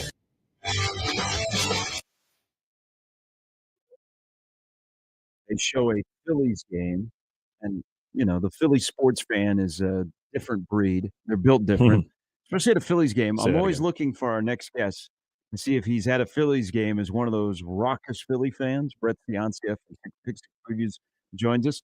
I don't see you, but I imagine that you are caught up in Philly fever ahead of the Braves series. Yeah, good morning, Gary. Thanks for having me on. They call it Red October out here, the Phillies playoff season, and it's pretty electric. You see on TV. You won't find me at a Phillies game, but you'll find me at every Eagles game. We've had season tickets in the family since the 1950s, so pretty much every Sunday, family tradition up at the Eagles. But I want to get down there. It's funny though, if you're a Philadelphia fan, it's cheaper to buy a flight all the way down to Atlanta, buy an Uber, buy a ticket down in Atlanta, go to the game, and fly home than it is to just go over to Citizens Bank Park. That's how expensive the game tickets are here at home. Brett, are you a nice Eagles fan? Yeah, you won't see me getting arrested in the jail Just making underneath sure. the stadium. But Making sure you're doing your part. no, it's a passionate bunch. It's just, you do have your couple percent there. They're pretty rough, and I think you're starting to find that across the NFL fans everywhere, you have a chunk of a fan base that's like that. But the passion is certainly there. I'll say that, for better or for worse. And sometimes it shows worse, but the passion is definitely there. It's just been a frustrating 40, 50 years. Hey, there is certainly a ton of passion that'll be at the Cotton Bowl tomorrow between Oklahoma and Texas. The last go around in the Big 12 in the regular season before this is an SEC matchup. So with that said, and by the way, both defenses are playing really well, which is kudos to Venables. Which defense blinks first? The one that has to face Dylan Gabriel or the one that has to face Quinn Ewers? I think Oklahoma's defense will be the first to blink. It's just, I think right now the more proven commodity, the more proven product to me is the Texas football program. They've had a couple solid years, but this is really their breakthrough, and they've gone out and proved it. They win and beat Alabama, huge statement victory for Steve Sarkisian. You go position group by position group. I like Texas at almost every spot in this game. And with Oklahoma, yeah, they have a high ceiling. They have a lot of potential here. They have all the stats in the world. You look at their metrics, their numbers. It's just they don't have that signature win yet. So I don't know really what we have. So I'm going to go Texas as the more proven product. Both are really at the top of all my numbers and metrics, but they do have that Alabama win. They've proven to me they can do it on the biggest stage, and I'll side with them here. In the state of Texas and staying there with A&M hosting Alabama, just kind of looking at Alabama and what they're trying to do offensively and being physical, running the football, kind of getting back to that. But Texas A&M, even as a 4-1 squad, defensive line obviously is talented. I know that it's a slight nod towards A&M in this one, but how are you seeing, just from the matchup standpoint, how are you seeing Alabama sizing up with what A&M does well and their strength, especially defensively? Yeah, well, I think the best unit of this whole game is A&M's defense. Been blown away by their numbers. Last week, what they did to Arkansas was pretty shocking. I think they held them to 150 yards or something, and you might see 22 points on the board. One of those was a defensive score. I think it was 3 or 4 field goals. So really kept them out of the end zone until the final minute. So I was impressed with A&M, their defense. I'm going to go and call for A&M to win outright here. I really love that matchup, the A&M defense against the Bama offense. Alabama's offensive line, allowing a sack on 20% of their passing plays. I've never seen a stat so bad. I've been tracking this for years. Dead last in America, dead last in Power 5, the Alabama offensive line, the one that's stocked with all the 5 stars in the country. So that's hard to believe. I'll go A&M. I would have been even more confident if they had Connor Weigman, their star quarterback, but he's out for the season now. Max Johnson's a capable backup, a very veteran guy. So I'm going to call for that win there for A&M to take the driver's seat of the SEC West. Okay, let's look at the SEC East, where, probably not as sexy, but maybe the whole SEC this year isn't what we expect the SEC. I enjoyed watching Ray Davis against Florida. Florida had 13 guys on the field, and they still couldn't stop the Kentucky running back. So you know what the general tone has been about Georgia is, well, are they really the number one team because they haven't played a complete game coming off of South Carolina and Auburn? They're back home between the hedges, night game against Kentucky. Is this more about the way Georgia is playing that we go, Kentucky might have a shot? Or is it more about, whoa, Kentucky, boy, Devin Leary sometimes shows he's got NFL talent. Mark Stoops, they might be able to stop them. Where do you lie on this game between the number 20 team in the country and the number 1 team? Yeah, well, so far it's been a great improvement for Kentucky. What had made them strong under the Stoops era was the big offensive line. They call it their big blue wall up front in the trenches, and that went away for whatever reason last year. They switched their coordinator last year. It's just nothing clicked in 2022. Even despite having Will Levis their quarterback, it was a broken offense.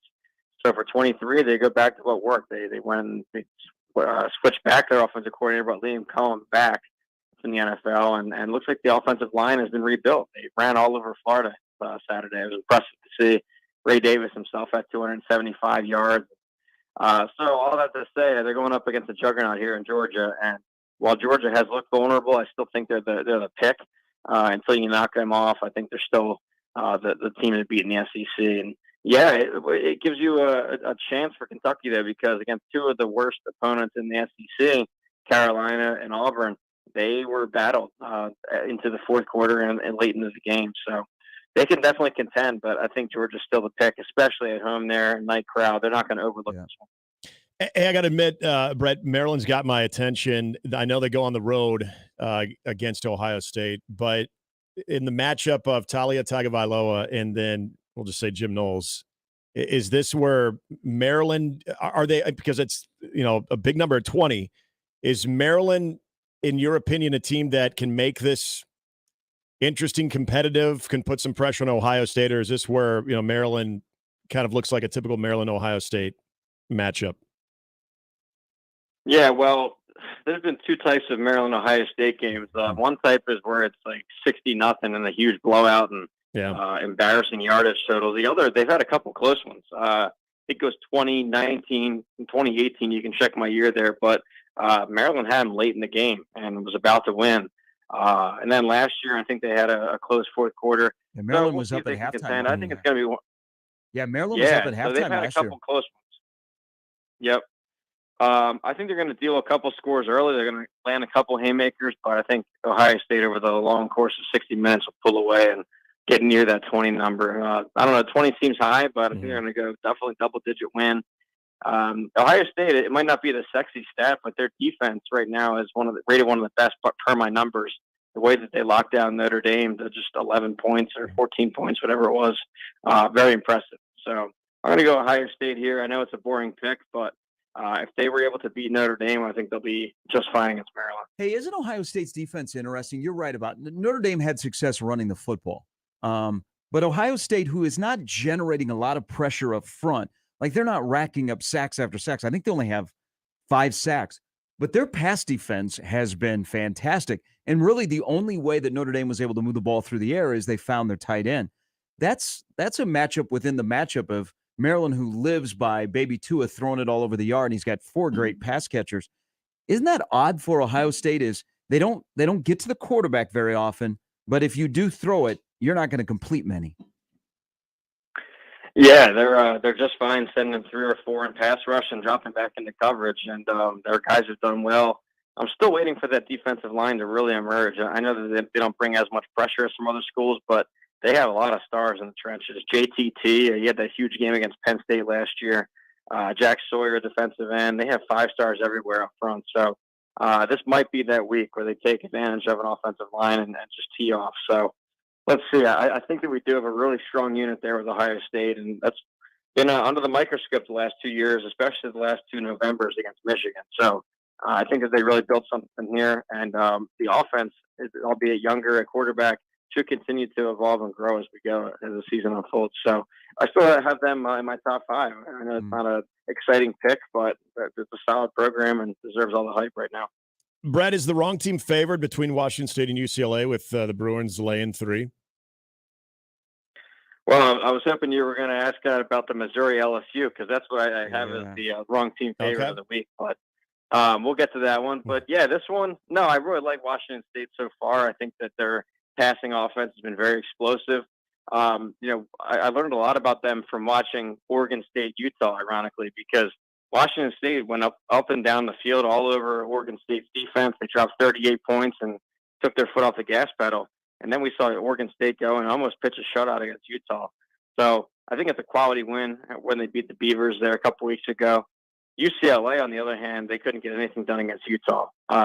It was almost a shutout, almost Chip Kelly's first shutout of his career late in the fourth quarter against Utah. So, I guess they do have home field advantage there. But I think I still like Washington State. They're the unsung heroes. It's almost fitting given the conference realignment and what's happening with ESPN College Game Day, that whole drama. Washington State has to be America's team right now.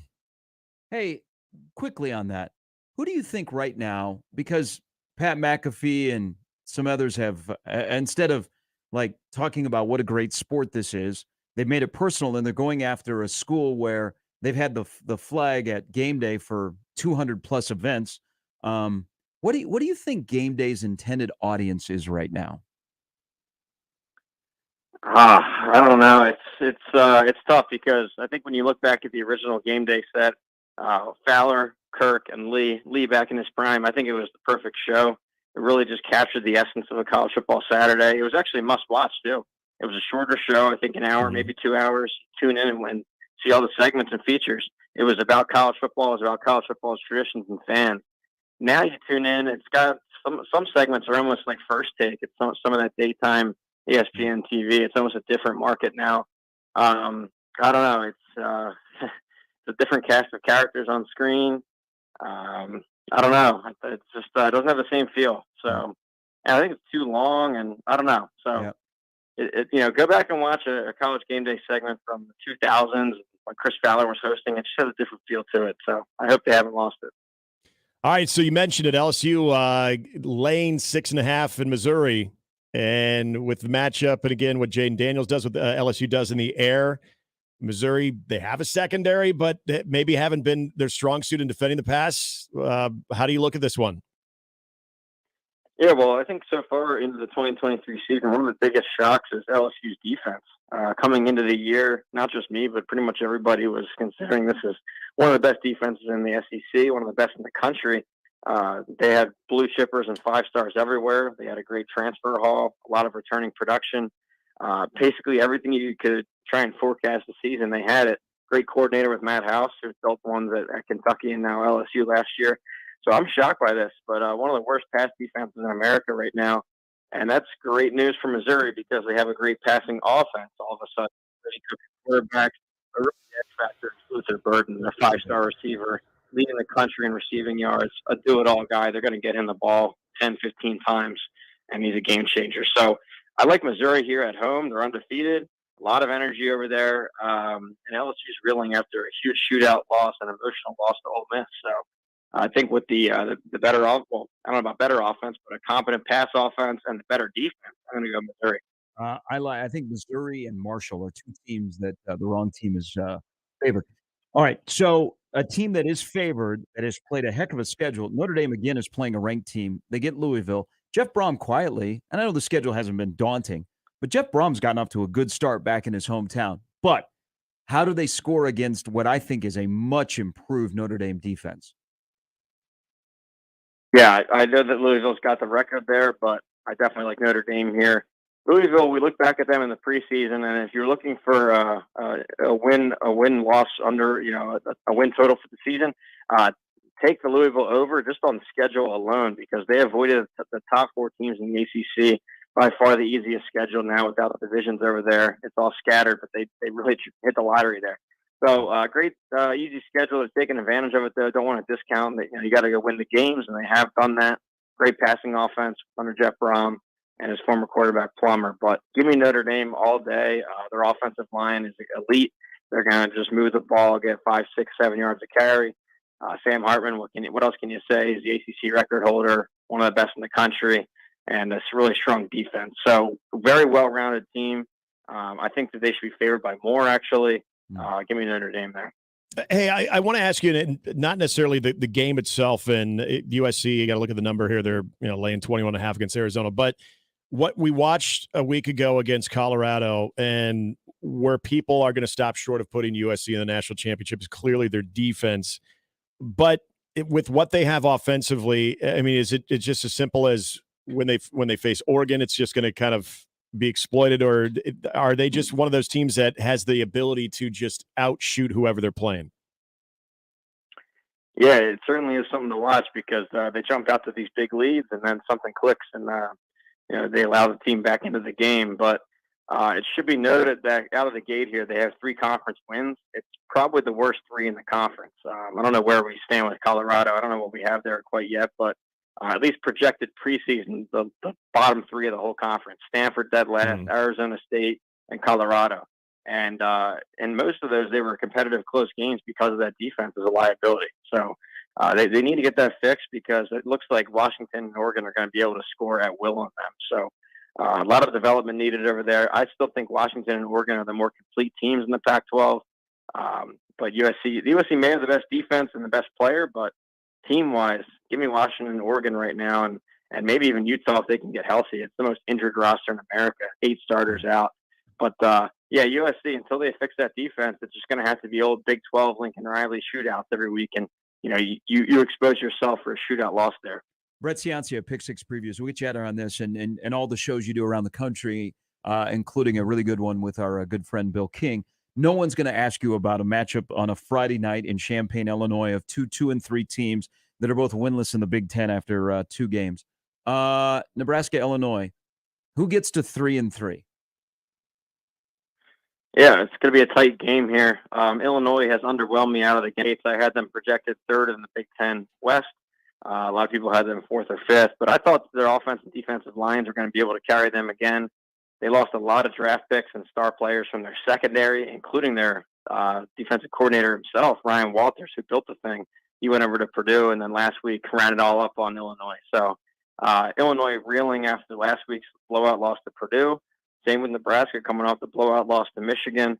I do think Michigan's a lot stronger than Purdue. And yeah, I think that Nebraska may have found something here with Harburg at quarterback. It's less turnovers at the very least, and those are just drive killers and game killers for Nebraska. So I like Nebraska here. It's pretty much a pick 'em if I remember correctly, maybe 2 points to Illinois for the home field advantage. But yeah, they've proven a little bit more to me this year than Illinois has. So give me Nebraska.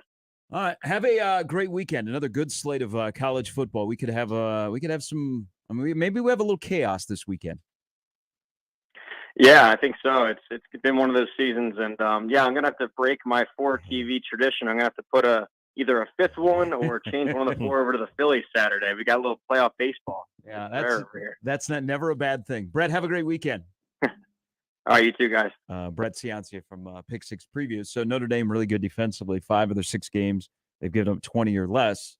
They get through this week against the Brahmers. Then they get USC and Caleb Williams in South Bend trying to slow down that offense. Slow down that offense, but again, the Alex Grinch defense. Just watching that thing unfold last week, there's so much to like about what USC does offensively, but gosh dang, they can't stop it. OU fans don't miss them for that reason. Well, yeah. That's when they play Washington and Oregon, too. Kudos to Brett Venables. Their defense, now they recruited, and they needed to restock the cupboard on that side of the ball.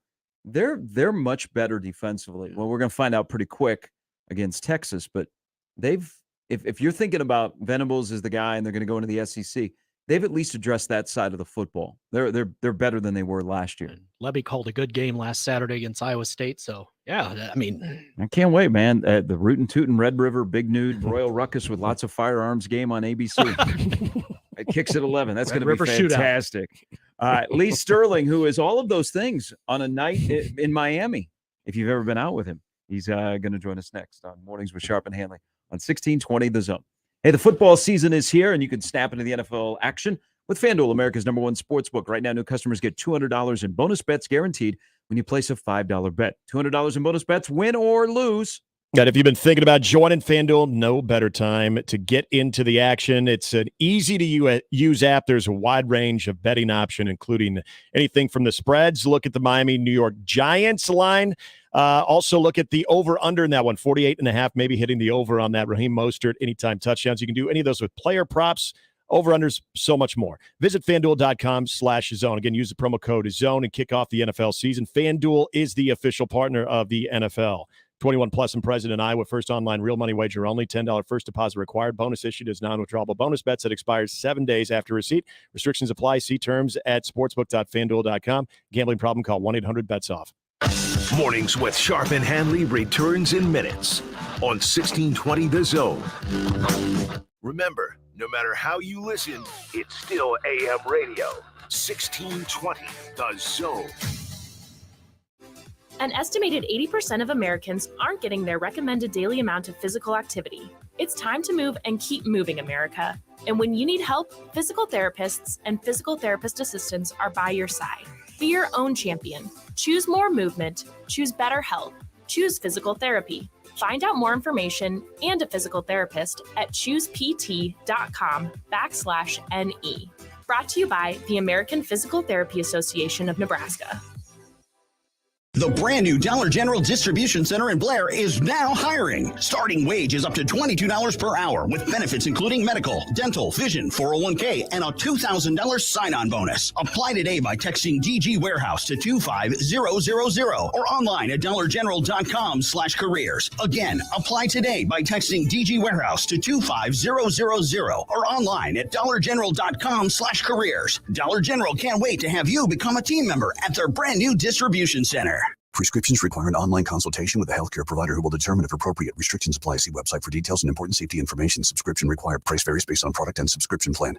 Hey guys, did you know there's a generic form of Viagra that works just the same, but is 95% cheaper? And you can get it online? Just go to hims.com/radio. Through Hims, you'll get a free medical consultation, discreet shipping if prescribed, a 100% online process, and trusted generic alternatives to the name brands at up to 95% off. That's right. Get generic for Viagra, the same active ingredient as brand name Viagra, but for 95% less. It's the same medication, still prescribed by a licensed medical provider, but with zero copay, no expensive appointments, and no awkward face-to-face conversations.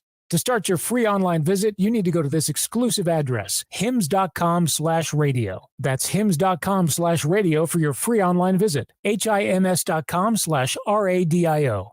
Cashback is not available on gas in New Jersey and Wisconsin. Susan, I'm sorry I'm late. Traffic is terrible. It sure is. But on top of that, gas prices have been skyrocketing. I can't believe how expensive gas has gotten recently. Prices at the pump are up, but I never pay full price for gas anymore. I just use the free Upside app that pays you cash back for every gallon of gas you buy. Wait a minute. Are you saying you actually get paid cash when you buy gas with the Upside app? Yes, I get real cash back every time I buy gas. And does that actually add up to anything? I've made around $200. Wow, that's serious extra cash. I'm downloading the free Upside app now. Download the free Upside app to earn real cash back every time you buy gas. Use promo code GOLD for an extra 25 cents per gallon cash back on your first fill-up. You can cash out anytime right to your bank account, to PayPal, or an e-gift card for Amazon and other brands. Just download the free Upside app and use promo code GOLD for a 25 cents per gallon bonus on your first tank. That's code GOLD for 25 cents per gallon cash back on your first fill-up. Hey, if you're thinking about getting the latest iPhone, check this out. With Boost Infinite, you get the latest iPhone every year and unlimited wireless for just $60 a month. Yeah, you get the new titanium iPhone 15 Pro that was just announced. Then again, next year, you get the latest iPhone. Every year. Boost Infinite. Infinitely better. To learn more, pick up your phone, dial pound 250 and say Boost Infinite. That's pound 250 and say Boost Infinite. Terms apply. After 30 gigabytes, service may be slowed. Receive a comparable iPhone model each year with an acceptable trade-in every year. Requires credit qualification and 36-month phone financing agreement. You'll have the option to receive a one-time auto-dial text message from this station's network. Now back to mornings with Sharp and Handley on 1620 The Zone.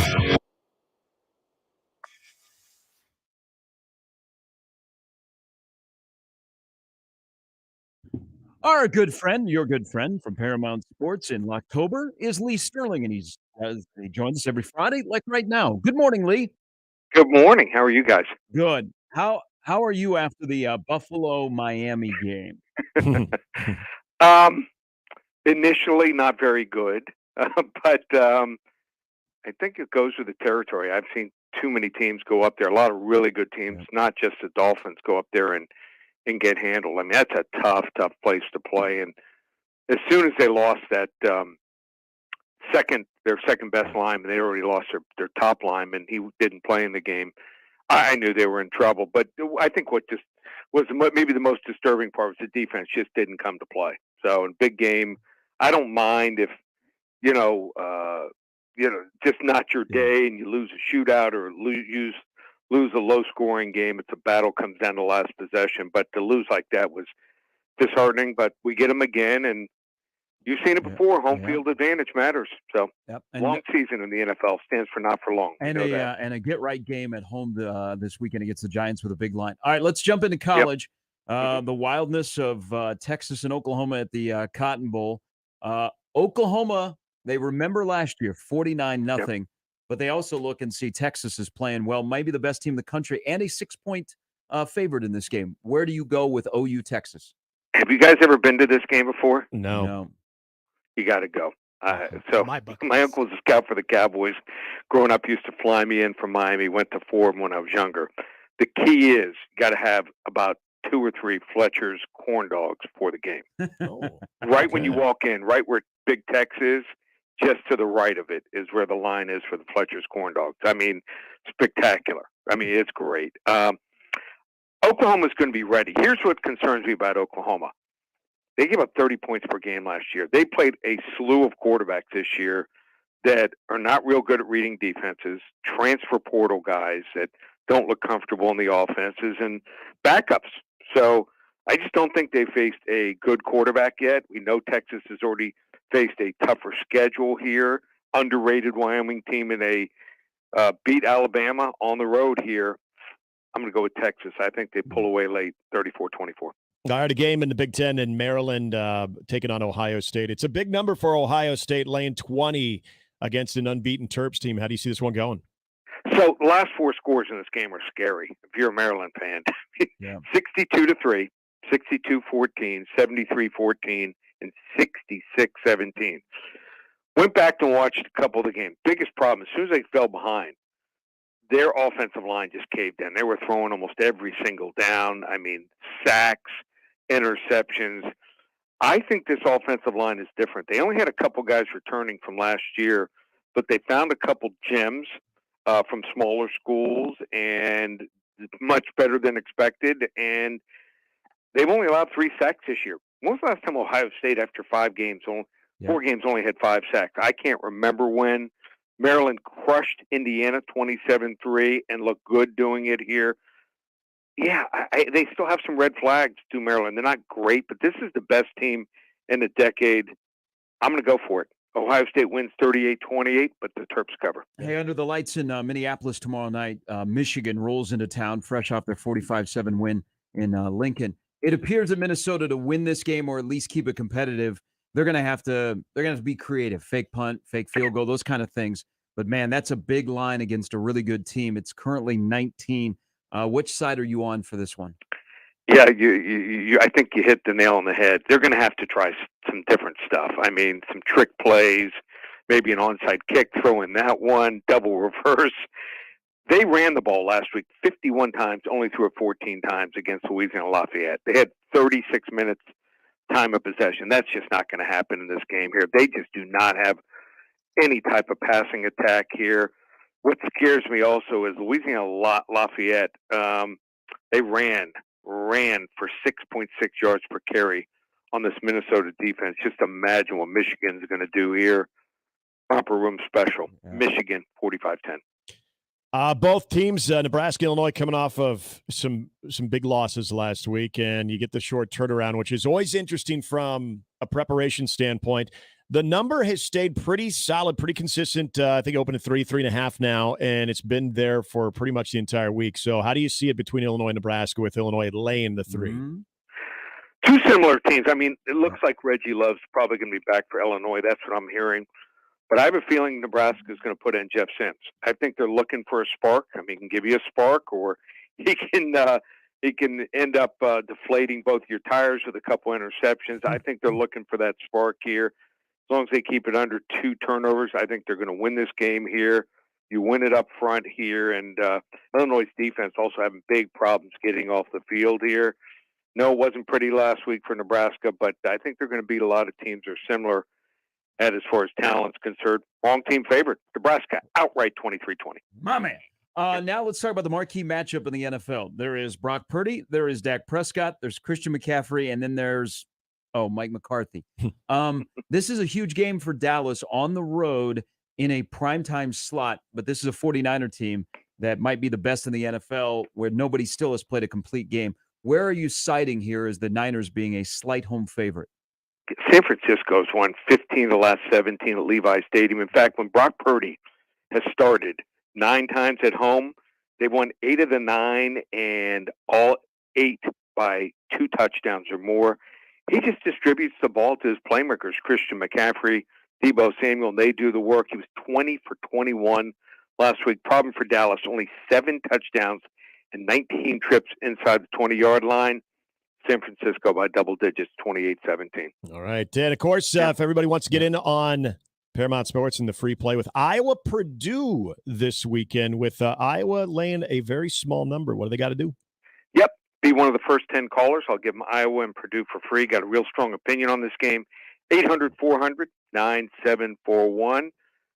Amazing September for us, 34-13-1. You want to hop on board? Don't call it October, call it Locktober. You can get a month of games all the way through the end of October, Halloween night, just $297. Also, UFC is back, 5 selections, $35, and also baseball playoffs for $42-20 since the start of September. Just $97 there, and a bunch of other free pick videos. There's big games going on around the country.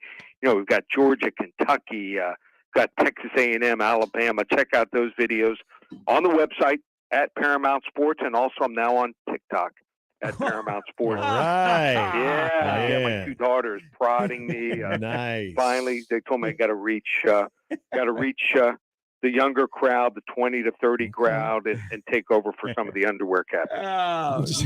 Lee, my man, have a great weekend. All right, guys. Take care. You can follow Lee on Twitter at Paramount Sports. Jimmy, being the resident Cowboy fan, you do know that the Niners have not given up more than 6 points in the second half all year. Yeah. Bigger game for Brock or Dak? Dak. Yep. Because I don't have a lot of faith in the Cowboys Sunday Thank night. you. Because these people continue to knock Purdy. Look he's ideal for San Francisco. Stop. Yeah, it's, with a Kyle Shanahan offense like that too, and with the weapons around him. Yeah, this isn't you've got to prove it. This has always been the Dak moments where you're waiting for him to excel, Then to you be have able 3 to live up to the moment. interceptions, Yeah, critical turnover. but you mentioned Mike McCarthy there too. And exactly. There's that. And that's where I go to. And with Brock, if that team stays healthy, I mean, this might be their year. The Eagles look awful damn good, but those are the 2 best teams in the NFC. And if the Cowboys want to get in that mix, they need to win games like Sunday night and look good doing it.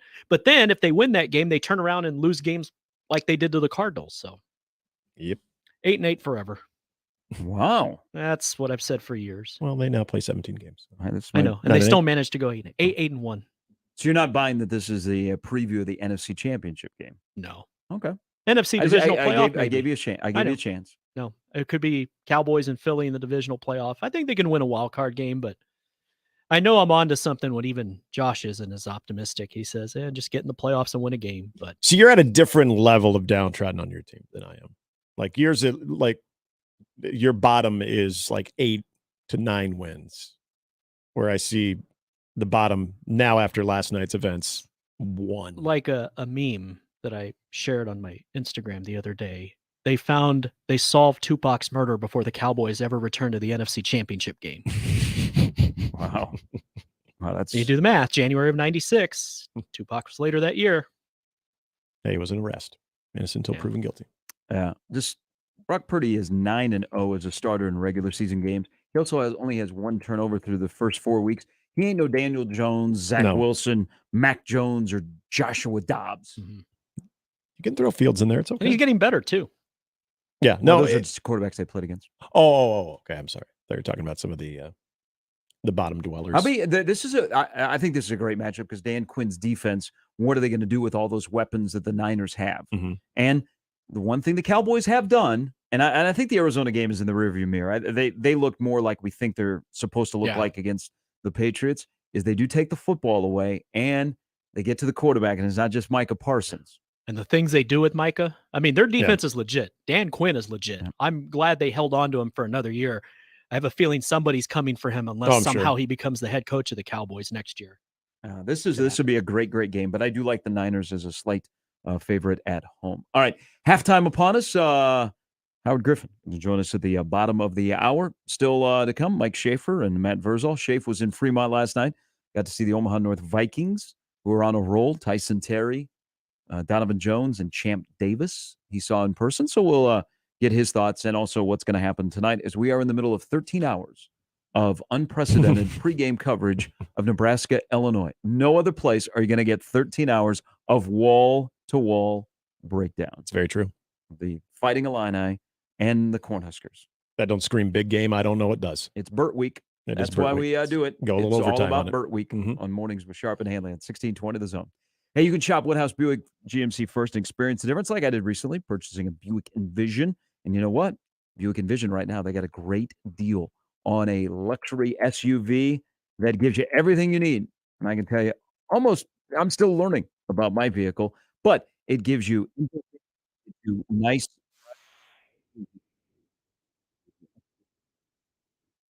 braking and sensors on the side, everything you need.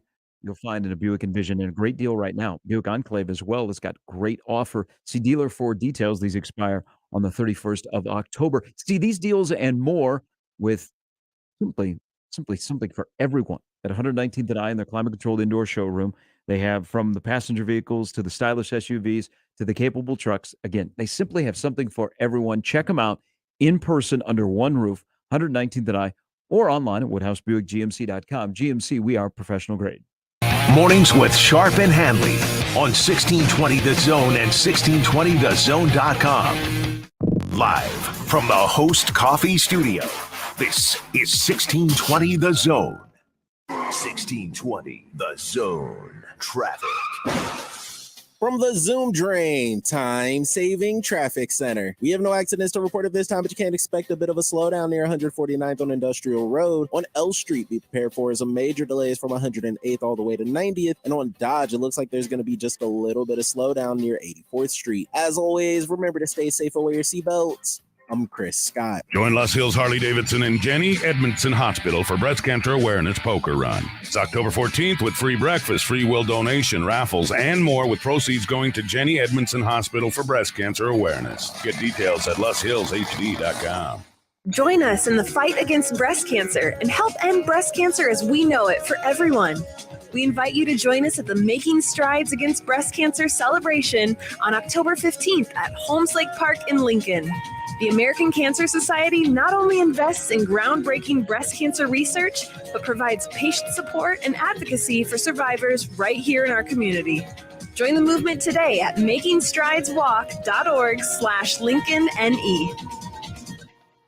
Hi, everybody. Kent Pavelka here with why I chose Everlevel Concrete Repair for my driveway. They do it all. They fix cracks, lift sunken slabs, protect the finished product from deterioration, and all at a fraction of the price of replacement. It's not a Band-Aid like other repair methods. Everlevel's products are designed to last, which is why they've been voted Best of Omaha again this year. Better yet, it all comes with a transferable warranty. Protect your concrete before winter. Call Everlevel today for your free inspection. Everlevel. They make your driveway Everlevel. Level up. Hey everyone, Josh Peterson here for my friends at Kugler Vision. Football season has arrived. You'll be going to games and maybe you have seats high up. Well, go to Kugler Vision and make sure that you can see all of the action on the football field. Low monthly payment plans are available, and Kugler Vision gladly accepts your flex plans and medical spending accounts too. Give them a call at 402-558-2211 or schedule online at kuglervision.com.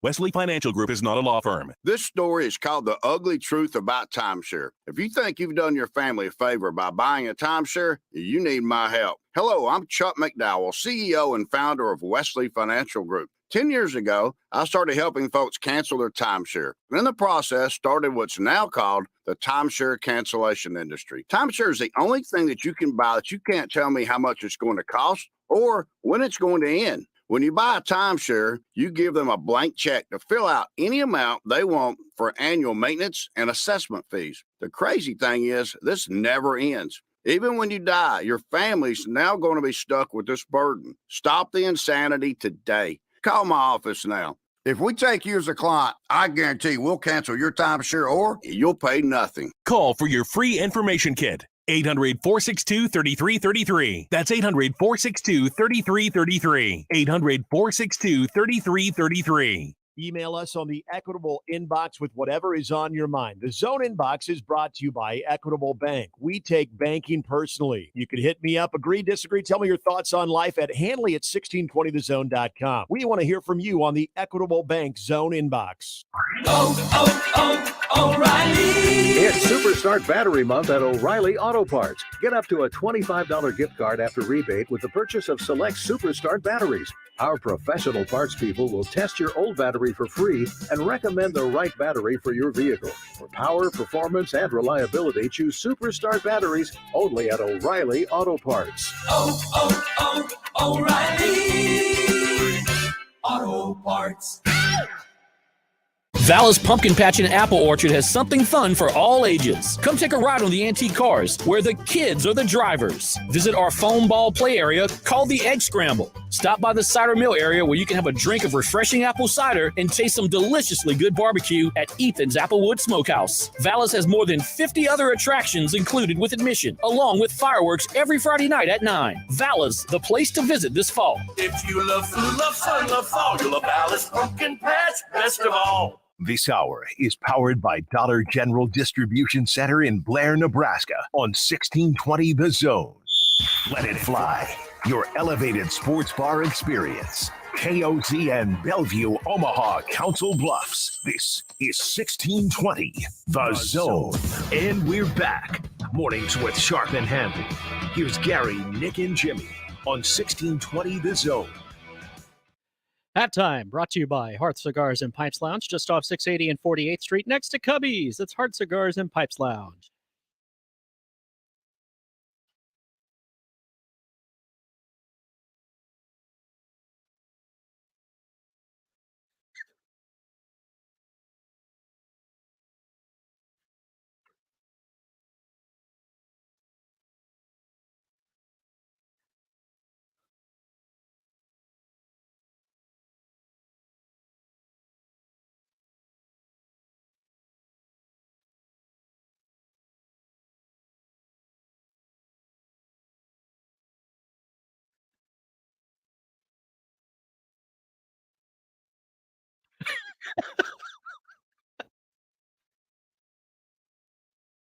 No. Different Bert? No. Yeah, that's completely different Bert. So who would be Bielema's Ernie? Yeah, I know. All right, welcome back in. Nebraska, Illinois tonight. Bert and Rule going against each other. Matt Rule. This is the Matt Rule week. So it's Fat Bear week. I don't know if you guys have been watching that. I haven't been It's watching Bert it. week. It actually has become Matt Rule week. So Rule, who lit a fire on his own, no consulting with assistant coaches, on his own, said, boys, pat him up. We're going after it on Sunday. So this game has become personal to him, how his team plays tonight. And maybe we find out the true identity and they get squeezed and we see what the result is. But we'll find out pretty quickly. This is about the guy that is going into his sixth game at the head coach, that loss, the effort, the energy, everything on Saturday bothered him. Good. It should bother you. It should. If it doesn't bother you, then there's something wrong. And it's kind of, I don't know, for the first time in a while, I have a sense where the head coach was bothered by a loss. Yeah. Not despondent and like, oh boy, what do we do now? But like generally was ticked off about how his team performed on a big stage. I think Rule was embarrassed by just how they played. And he's going to make sure that they don't repeat that tonight. And, you get to push that button only so many times. Mm-hmm. Yeah. And you have to have a good pulse on your team if you're going to do it this early, which I think he does. So we'll see how they respond. That doesn't mean wait until the fourth quarter, boys. How about the first quarter? The actions speak louder than words at this point. And I think in many years past, we've heard about how disappointing the loss was, how unacceptable a loss was. But, okay, then what did you do about it in the aftermath? And it's been well documented by this point that Sunday's practice was more of a Sunday Bloody Sunday as opposed to Tuesday Bloody Tuesday.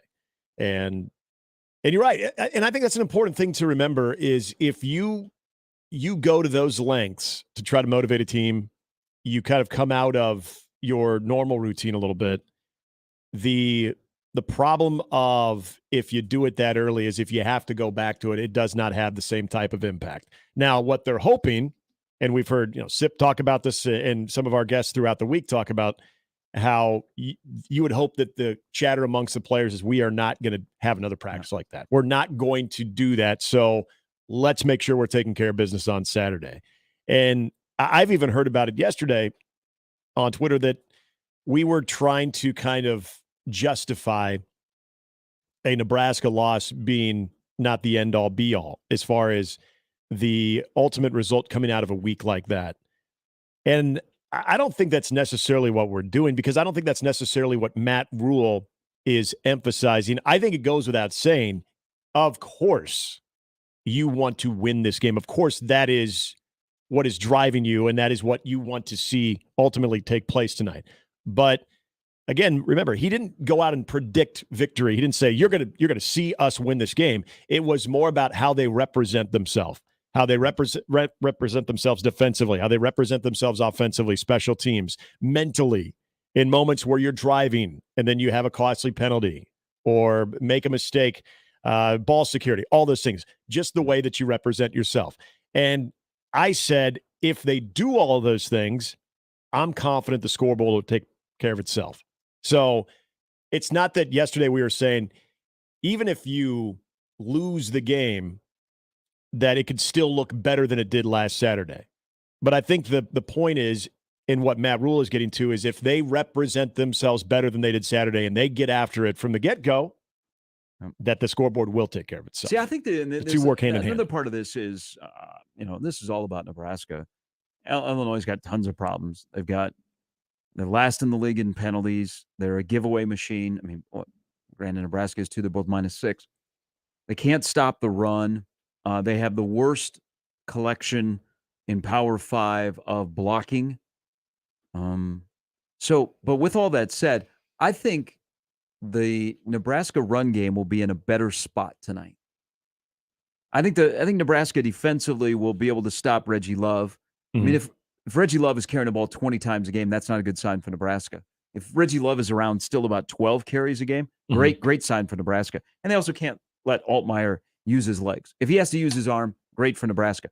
But I think the run game is in a better spot tonight because I think they will go back to a different look in the run game. They will give Illinois a bunch of different looks. But I also know this week, this is also a Ron Brown type game where the receivers are knocking people down on the edge, and Harburg will spend a lot of time running the football. Illinois hasn't seen a running quarterback for about a month, and now they're going to see a tank running the football, and they've worked a lot on blocking on the outside, getting downfield, knocking people down, that I think Nebraska will try and exploit that, whether they get there by just quarterback follow, quarterback power, running outside where you bump it outside, or running the option. I think Harburg is set up with his legs to have a big night. So my bold predictions, I have Heinrich Harburg running for over 125 yards tonight. I think he busts out. You get a long one, maybe a couple of explosive plays, but I'm absolutely right there with you with what Nebraska can do in the quarterback run game, what they can do on the edge, and again, what we saw Illinois defensively in stopping the run. I think they're giving up about 180 yards per game. And yeah, we know that the backfield is thin for Nebraska, but I think sometimes we do forget about how important they want to incorporate the quarterback in that running element too. This could be still a game where I wouldn't be shocked if you see Anthony Grant exceed 25 carries, but I think Heinrich Harburg is going to have a big game. And I think he is, when it comes to their offense and their running game, I think you're going to see Heinrich Harburg kind of lead that charge. Nebraska go another game without throwing the ball more than 25 times, which they have not. So they are with the service academies in the fewest pass attempts. I think let's just say if they're exceeding that, don't love it. Heinrich Harburg could go, your number that you mentioned, 11 of 19 passing, 145 yards. Yeah. That would be such a typical Heinrich Harburg game. It would. And then Jeff Sims comes in, and I'll just leave it at that. Goes 4 for 4, 65 yards. I don't know. The question is, who is better at being QB2? Who handles that better? It's a great question. I mean, it really is. And you would think that given Heinrich Harburg, who started the season as that guy, but has now had consecutive starts, has now been running this offense, who's now seen an offense, especially with the option game, a little bit more catered to him. Would it be tough to go back to the backup role? Sims, this is where we've seen Sims be a really good teammate, but also Sims's limitation probably allowed him to accept that role. What happens when Sims is 100% healthy? And also, when do you go to it? Like, do you go to him because Harburg is ineffective, or because it seems like a good point in the game to have a little bit of change up, and then you go back to Harburg? That's a question that those are scenarios you have to play through your head as well. Yep. And that's it. For me, I would want to see if the offense is rolling. I just wouldn't want to see anything sort of take it out of its rhythm. So I like the idea of maybe bringing in Jeff Sims in sort of a change of pace moment, but I almost feel like if it's Heinrich Harburg that's being ineffective and the offense in general is being ineffective, and you need a spark, you need something, like they're flat, everything is just kind of falling on its face, then you would do that. Because with this offense and the restrictions and just what you have with it, if you get any type of rhythm or consistency going, I would not want to change a major dynamic of that offense and possibly take it off tracks, especially if it's rolling into a game like this. How about this scenario? Nebraska's going into week 6. We began the year with Amigos guy as quarterback. We love Jeff Sims, and he was going to drive the tractor, and he was going to be handing the ball off to Gabe Ervin, and he was going to be throwing to Billy Kemp. Okay? This is what's happening tonight. The Carney Tank is at quarterback. We have we don't really want to eat any Mexican food right now, so we put that on the side. We're fasting right now from a crisp meat burrito. Okay, it's that time of the year. Then you've got Anthony Grant is back. I mean, back again. Yeah, and the fat kid who was shamed by his head coach in July is now the number 2 running back. Right. This is what this season has become. And it's only week 6. Okay. So this is kind of like we're the reaching the scenario halfway of, point. Satterfield going, all right, what do we got going on here? Yep. Now, Fleeks would be really an interesting story. Maybe I was a little bit too harsh there, but he was fat shamed. He was sent by home. his head coach. He was sent home. That's not us. And then he saved Nebraska even more misery by scoring. He's now running back 2. That is where they are at. Yep. But the odd couple, I actually think may blend pretty well tonight. Kind of on your heels of what you said about Harburg and then Anthony Grant. So one of the bold predictions is Nebraska only ran for 106 against Michigan. They will double that, at least 212 yards. Yes, I did the math. And Illinois will once again be a sieve stopping the run, where they're giving up 180 per game, which is last in the Big Ten. But the odd couple will continue to be odd, but that threesome will do something tonight where you go, whoa, like on a drive, all 3 on a drive together. Another bold prediction. All 3. So wait, Sims, Harburg, and Anthony Grant on a drive? No, Harburg, Grant, and Fleeks. Oh, Fleeks. Okay. Yeah.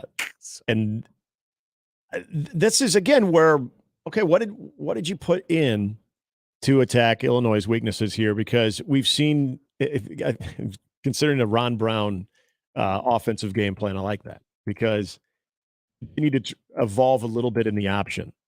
And now are we going to see a little bit more emphasis on Harburg on the edge? If he's not necessarily right there attacking the edge, but he's, when he's kind of cutting back and then really the pitch is out of play, is he kind of staying within range of the pitch man? Do we see a little bit more pitching? Is that a bold prediction of Heinrich Harburg will pitch the ball at least 3 times? I didn't put it in there, but I'm saying, would that be considered to be bold? A bold prediction? I don't know. It's a prediction. Jalen Lloyd will be involved tonight. Okay. Yep. Howard Griffin from the Big Ten Network will join us. Nothing but schedule talk coming up. We've saved it for that. We'll get also his thoughts on his alma mater, how they look in the rest of the Big Ten with that Purdue-Iowa game. Purdue has had success over in Kinnick. Remember a couple of years ago where they just wrecked Iowa's season? That number has shrunk from 3 to 1.5. Yeah, I mean, they just don't mess with Deacon Hill. I mean, 260. That boy will eat. That game is on Peacock only. I haven't heard the outrage from Iowa fans.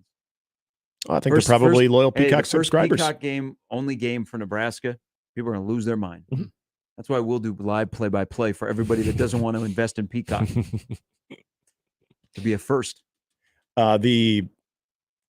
Is it because Iowa fans are already highly vested in Peacock? Like, I'm trying to think of what shows exist on Peacock. Everybody, once they get their first Peacock game, like Ohio State fans next week will lose their mind. Yeah. Oh, then they should. I mean, you're going to be reminded that's where we are in this world, is not just ready to watch the game on your phone. Yep. All right. Howard's coming up next. Mike Schaefer, Matt Verzal still to come on Mornings with Sharp and Handley on 1620 The Zone. Gary Sharp, Nick Handley, and Jimmy Chavez. Mornings with Sharp and Handley. Weekdays 6 to 10. On 1620 The Zone and 1620thezone.com. Mornings on 1620 The Zone is brought to you by MD West One Orthopedics, Neurosurgery, and Spine. Previously on The Crossover. Bacon is the most flavorful food in the whole world. Bacon to a baby, and then give the baby a piece of sausage. The look on the child's face when they eat the bacon, mind blowing. Can you trust a child for your food takes, and that's your problem? Yes. That's the problem. Yes, there you go. Hey, look at this baby. That baby knows. Mornings with Sharp and Handley. The Connor Happer Show. Unsportsmanlike conduct. 6A to 6P. 1620. The Zone. Your Omaha area forecast presented by Bellevue Berry and Pumpkin Ranch from the KETV Newswatch 7 Weather Center on 1620 The Zone. Few showers possible this morning, but increasing sunshine throughout the day. windy and chilly. A high today of 56, but likely still mostly feeling like the 40s. Gusts today out of the northwest possible up to 40 miles an hour. Tonight, staying clear and chilly. Freeze warnings and frost advisories in effect for eastern Nebraska and western Iowa, including a frost advisory for the Omaha Metro. Low tonight of 35 degrees. I'm meteorologist Caitlin Harvey with KETV Newswatch 7. The Zone Hotline is powered by 42 Degrees. The Source. By your mom's house. 1620, The Zone. Traffic. From the Zoom Drain Time-Saving Traffic Center. We have no accidents to report at this time, but you can expect a bit of a slowdown near 149th on Industrial Road. On L Street, be prepared for some major delays from 108th all the way to 90th. And on Dodge, it looks like there's going to be just a little bit of slowdown near 84th Street. As always, remember to stay safe and wear your seatbelts. I'm Chris Scott. This time-saving traffic was brought to you by Scary Acres. Fear has a name. Scary Acres. The ultimate haunted attractions. 172nd and Giles. Goodbye to summer and hello to cash loans. Let's face it, your personal banker probably won't loan you thousands of dollars today, but Saul's Jewelry and Loan will. Simply bring in your boat, camper, RV, jet ski, ATV, motorcycle, even your beautiful convertible, along with a clear title, and Saul's will loan you up to $50,000. No credit check, no hassle, and more importantly, no worries. Saul's indoor storage facility is so clean and secure, you can store your precious Harley-Davidson for the winter and pick it up next spring. So if you need a quick cash loan, Saul's is here to help. The brand new Dollar General Distribution Center in Blair is now hiring. Starting wage is up to $22 per hour with benefits including medical, dental, vision, 401k, and a $2,000 sign-on bonus. Apply today by texting DG Warehouse to 25000 or online at dollargeneral.com/careers. Again, apply today by texting DG Warehouse to 25000 or online at dollargeneral.com/careers. Dollar General can't wait to have you become a team member at their brand new distribution center. Mr. Clean, Mr. Clean. Of course I use Mr. Clean Magic Eraser to clean tough messes off my stovetop and bathtub. But then I discovered I can also use it to easily clean my patio furniture and even my shoes. I'm hooked. And when wipes won't cut it, I use Magic Eraser Sheets. They're thin and flexible erasers, perfect for everyday messes, like gunk on my counters and sinks. They really are magical. The reviews are in. Mr. Clean Magic Eraser and Sheets make cleaning look easy. Does eating at home have you singing the blues? Stop by Cobb's at the Shadow Lake Town Center, 180th and Center, or 72nd and Jones to grab a delicious pizza, burgers, fresh salad, and some tasty charred wings. They even offer keto crusts and an extensive variety of shareable appetizers. Dine in, carry out, or delivery. Cobb's, now with 3 convenient locations to serve you. Shadow Lake Town Center, 180th and Center, and 72nd and Jones. Click cobbspizza.com to see the menu, pizza, and so much more. Fear has a name. For 30 years, Scary Acres has been doing what they do best. Scaring the out of you. The Master's Castle, House on the Hill, and the Haunted Woods. Scary Acres, the ultimate haunted attractions. 172nd and Giles. Sponsored in part by Raising Cane, Stereo West, and Ivy. PACE, Police Athletics for Community Engagement Organization, is dedicated to preventing at-risk and disadvantaged inner-city children from becoming involved in street gangs, crime, drug use, and victimization. Flag football for ages 8 to 14 runs through October 20th, and PACE needs sponsors to help pay for refs, jerseys, and other equipment. Go to paceomaha.org to help. And thank you for your support from PACE. Please go to paceomaha.org to support the PACE mission. Thank you. Equitable Bank. We take banking personally. EquitableOnline.com. Now back to mornings with Sharp and Handley on 1620 The Zone.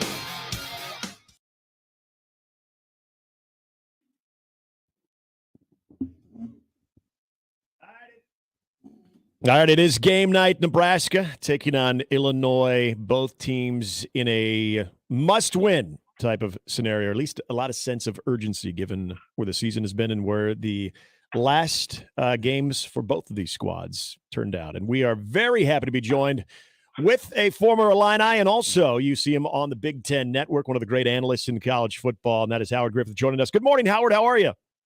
I'm doing well. How are you guys doing this morning? Doing very good, very good. Now, first of all, I got to ask, when you heard about the reports that there was a fire at Memorial Stadium, were you thinking, oh my gosh, what are we doing here? Like, I mean, what was there a lot of chatter about that? You know what? It really wasn't a lot of chatter. I mean, after they figured out that they were still going to be able to, the fire department responded really quickly, so they were able to take care of things. So there's still going to be some football. That's right, It kind of reminds me, back when I played, the field actually caught on fire. Somebody came in and set the field on fire. So it was a little bit of a problem there. But luckily, I think we had an away game that week, and they were able to get it repaired for our next home game. Hey, I do want to ask you before we get into the weekend, the unfortunate passing of Dick Butkus. So not only were you guys not at the same time, but both shared an alma mater, but you live in Chicago. You have any Dick Butkus stories or memories of Dick Butkus? Yeah, I just think one of the things when you think about someone who is synonymous with college football in the pro game, and when you think about the Chicago Bears, he's one of the first names that comes up because it was all about defense and the way he played the game at 6'3", 240, 250 pounds during that era was remarkable for a linebacker to be that size. He also played center, so he was a multi-positional player that played at the very highest level, and just having him be around the program was always a big boost for us. It really wasn't a good day. The first time I had a chance to meet him, we were actually playing, Nebraska was playing at Illinois, and Nebraska blew the doors off of us that day. And so that wasn't a great memory of having the great Dick Butkus back to talk to the team. But he is everything that, when you think about defensive players, he's everything that you want to be. And it's remarkable that he has had the staying power that he has had over his lifespan, because they're high school players that want to be the best linebacker in high school. They win the Butkus Award. Mm-hmm. College, they win the Butkus Award. So there was a lot of carryover, and there was a lot of, for someone who played so long ago, there was still a great deal of respect and reverence for him as a player and a person. Howard, tonight's game, and of course the standalone for the Big Ten, and you look at two teams that entered the season with their own set of intrigue. Obviously, what Nebraska would look like under Matt Rule in the first year, and then coming off of a very successful season in year two under Brett Bielema, how would Illinois sort of follow that up? When you go into tonight's game, kind of looking at the early part of the season and how things have shaped up between Nebraska and Illinois, what has kind of stood out to you the most now as you now have seen both of these teams play? One of the things, let's start with Illinois, that probably has not been, one of the things is they've had a lot of missed tackles on the defensive side of football. And yes, they were replacing Ryan Walters and Henry. I think he's going to be an outstanding defensive coordinator. But I think sometimes because you had so much success the previous year, fans and also players sometimes believe that carryover is going to carry over to the next year. And it doesn't always work out that way. And when you think about losing some of the players that they lost from the offensive and defensive sides of the ball, you can kind of see why. But this is still, I think, a program that's having to play a lot of young guys on the back end, but they're finding their groove. And I think they're trying to find that identity offensively. They've had some turnovers in inopportune times, similar to the Huskers. And I think it's two teams trying to maximize and put the players that they have on the roster right now in the very best position to be able to go out and win. And sometimes it takes some time for that to all gel and come together. And I know fans don't necessarily want to hear that because they're like, hey, we only have so many games. Yeah. We don't have time for it to gel and come together. But that's a part of the process. So there's a part of the storyline coming off the Michigan game, and you guys on the set talked about how good Michigan is and how this impacts Nebraska, and this is more about Michigan. But Matt Rule, Howard, he transitioned. He woke up Sunday morning and he was thinking, you know what, this ain't going to happen again. So Sunday they win a lot of one-on-one 2-versus-2 live in full pads after a game, as a player, your reaction would have been what after you get beat 45-7 and the next day you show up and you're in full pads in season and it's time to go hit somebody? Well, clearly we're not getting the job done, right? And I think from the comments for Coach Rule, they have players on that roster that are going to be playing on Sunday. They have them. There's no doubt about that. So they need those players to play at the very highest level and really practice at that level as well, because when you do that, then everyone's getting better. And I think part of that is continuing to challenge everyone on the roster. When you talk about ones going against the ones, where do I see that really playing out, right? So you talk about a team, some people talk about the schedule of Maryland, people talk about the schedule of sometimes Penn State, but Penn State, everyone knows, has an outstanding defense, a top-level defense, a championship-style defense. So if that offense is practicing against them every day, the chances are throughout the season, they're not going to see a better defense or a comparable defense. It may not have the corners or the safeties or the defensive linemen to be able to play at that level. And I think that's part of ones working against the one, good on good. Is it uncomfortable? Is it actually what you want as a player? No, you don't want that, right? You don't want it because it's human nature. Man, we just played yesterday. But when you're all in and you're believing what's coming from the front of the room, which I do believe the Cornhuskers are doing and do believe that, you know why you're doing it. And you just need to turn on the tape and see why. This is why we're doing it. It's not punishment, but we have to get better, and we need to get it done as soon as possible. And Howard, something I'd love to get your thoughts on. We've been kind of talking about this the last couple of days. Now, Matt Rule has said in previous occasions that he's more focused on this team being able to finish games. He's not as concerned if, say, they get off to a slow start. But just what we kind of laid out there with what happened, having that practice on Sunday, having good on good, 2s on 2s, and, just real physical week of practice. And by all accounts, the players responded well. We know Matt Rule isn't focused necessarily on the first quarter as far as that needing to be great, but given the week that has taken place for Nebraska, in your opinion, how important is it that Nebraska is able to kind of validate that work with a real hot start? That really is a fascinating question, because I think it really comes down to, the human psyche, right, and where you are as a team. So it's going to be fascinating to see where that happens. I think it'll be obviously important, right? But the other side of it is, Illinois is they're in a similar situation where they're not playing really well at this point.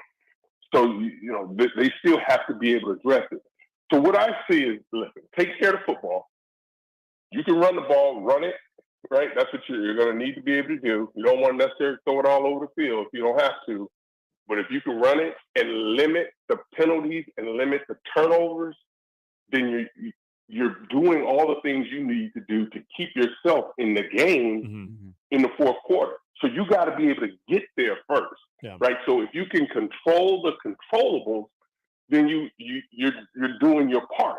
Now it's just a matter of executing scheme, because you can always go back, and when you look at scheme, you can say, oh, well, I could have done this better if I had better position. My hands should have been underneath the shoulder pads as opposed to being on the outside of the shoulder pads. Those are coachable things. But when you talk about penalties happen normally because you're out of position, you're out of place, you're trying to make up for something that you didn't get right? Or you're trying to get attention to detail. And I think that's the part that he's talking about, is being able to start fast, not having mistakes, the mental mistakes, being dialed in. And hopefully they'll get that done, because I truly believe in what Coach Rule is doing and the way he has the program going right now, as far as just the mentality of who they're trying to be, right? They're trying to learn how to win, and it takes time and patience to be able to do that. And I think he'll absolutely have the success he's had, because he's proven it in the past. If you follow the blueprint and the plan, it's going to work and we're going to be better. Now, nobody wants to wait 3 years, right? So you got to speed it up. And I think that's what he'll ultimately be able to do. Howard Griffith from Big Ten Network joining us. Talk about starting fast. It seems like here we go again. Mike Loxley, Maryland is 4-0, 5-0. They play Ohio State. they just play the schedule that's in front of them. People are knocking it, but that's all they can do. Yeah. What looks different about this Maryland team that maybe this is the time with the amount of talent that they've accumulated that Loxley gets Maryland over the hump? Yeah, defensive players, the way the defense has been playing to this point. Now you can contribute that to who they're playing, but as you mentioned, you can't worry about the schedule. Players still have to go play. Talia being careful with the football. He's going to force it sometimes, but his ability, to me, he's a big time playmaker because if you're not disciplined as a defensive lineman and you're not in your rush lanes and your linebackers don't have the proper fit, there becomes a creep, and he's going to take the creep, and that extends plays. And you look at this Ohio State team and what they've been able to do is they're not giving up the big plays, but they also haven't seen a quarterback that wants to get outside of the pocket to extend plays the way Talia wants to. Now, they had some success to me against Notre Dame. Notre Dame tried to go deep, and they did an outstanding job of taking that stuff away, but where they were susceptible was the middle of the field. The tight ends had a great day. So will you see Maryland try to put their playmakers inside to affect what happens with those linebackers? That'll be a big part of it. And this is an inexperienced offensive line. They've only, I believe, given up 3 sacks, but Ohio State's got to figure out how to generate pressure. So you asked me about Maryland, right? So this is the best team that they've had. So for them to take that next step, because I think they're clearly, when you look in the East now, they're clearly number 4. Right behind Penn State, Ohio State, and Michigan. I believe that they're in position right now. If they do the things that they're supposed to do, they can knock one of those off. And that really tells you, from the eye test, I think nationally will tell you, okay, this Maryland team is here. And we can believe it, we can watch it, we can see the improvements, but for them to take the next step, they have to beat one of those teams that I mentioned that are in front of us. Howard Griffith joining us from the Big Ten Network. Howard, I got to ask about Wisconsin. The matchup this weekend maybe isn't any type of tell-all, but if I'm looking at the last time we saw Wisconsin before the bye week, they took it to Purdue. They do lose Ches Malusi, but now they've got a week off, and then they're playing Rutgers. You've got that Iowa game lingering ahead next week. Is this an opportunity if we're looking for someone to kind of take hold of the Big Ten West, or to at least sort of change the narrative of the Big Ten West, where there is a quality team, a team that is actually going to kind of stand out? Does it kind of begin this week, in your opinion, for Wisconsin? It'll be a big test for them, right? I think that when you think about Wisconsin, there's been so much talk about the air raid offense and the defensive scheme that's going to be run. But when you watch them, they're not running an air raid scheme right now, because I don't think they necessarily have the personnel or have enough installed to be able to do that. This is a team that wants to run the ball. This is one of those games that could be over really quick if things play out. And then you look at the defensive side. This is a defensive staff that wants to run 4-3, but this was a roster that was constructed to run 3-4. So there are a lot of linebackers on that roster. So they're having some challenges. I think just getting comfortable with the personnel and the personnel getting comfortable with the scheme. It's not going to continue to be like that. They'll be able to make that switch. But when you look at it, Rutgers is playing solid right now. They're playing really good defense, and that's why I think this game will come down to the quarterback and third down efficiency. If it's third and long, I think either team would be in trouble because both quarterbacks can struggle in that situation. So I expect them to run it and run it a lot. But this is an opportunity for the Badgers to at least appear to take some control. Yeah. But I quite honestly, I don't think anybody's going to take control of it. I don't know what we're going to get from week to week. Yeah. And it's similar to last year. I mean, there were so many weeks Illinois had a chance to clinch and they didn't. And then who would have thought Purdue would have won the West and been in the Big Ten championship game. So, I know it's frustrating for fans, but I think it's good. I think when you can sit around, the fan bases are engaged and know that they have an opportunity to win a game. Well, and have a great weekend. All right, you too. Enjoy the game today. That's Howard Griffith from the Big Ten Network. Good stuff there. So Rutgers a 13-point underdog against Wisconsin, and you're going to get more Braylon Allen now. Yep. I think Wisconsin's still the best team in the West.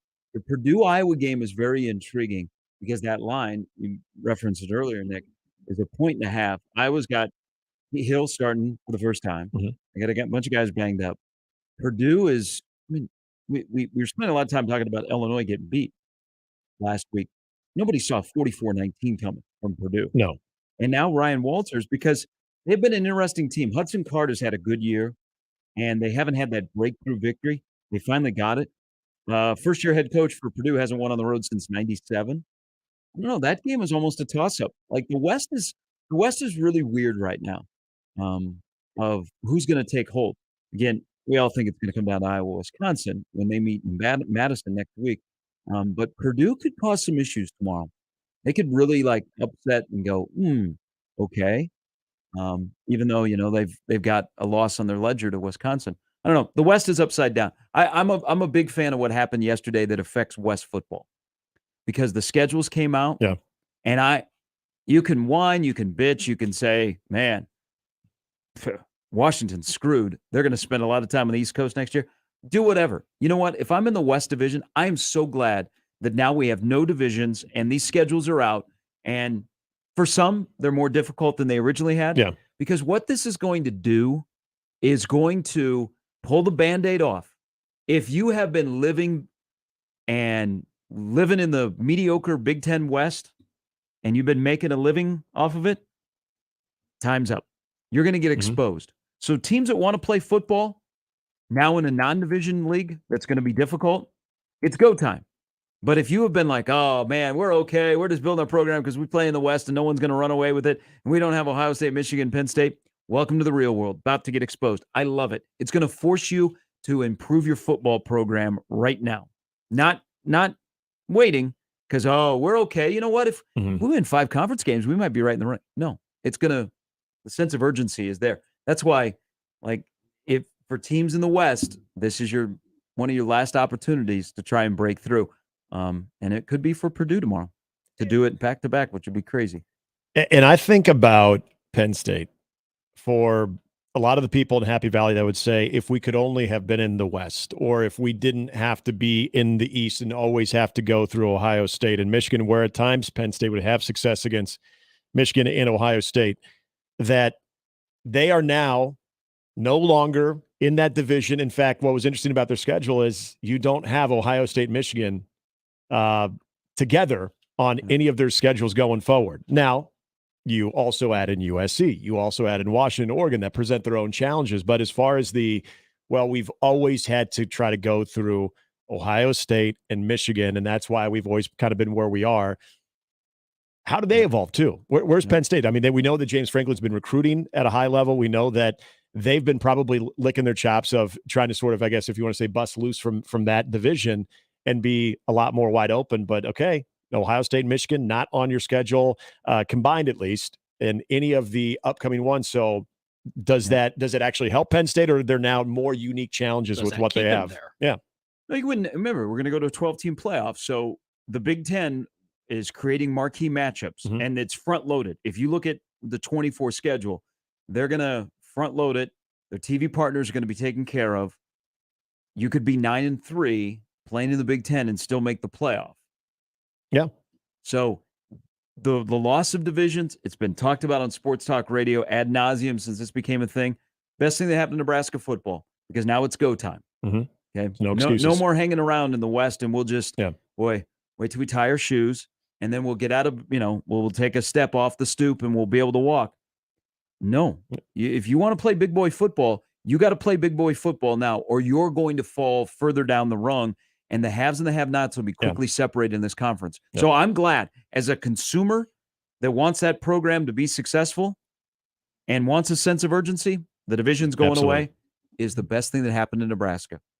It's the ultimate fire lit under the keister. Yeah, it might turn around in 5 years, and it's the worst thing that happened in Nebraska. But you know what? It exposes you. You want to play big boy football?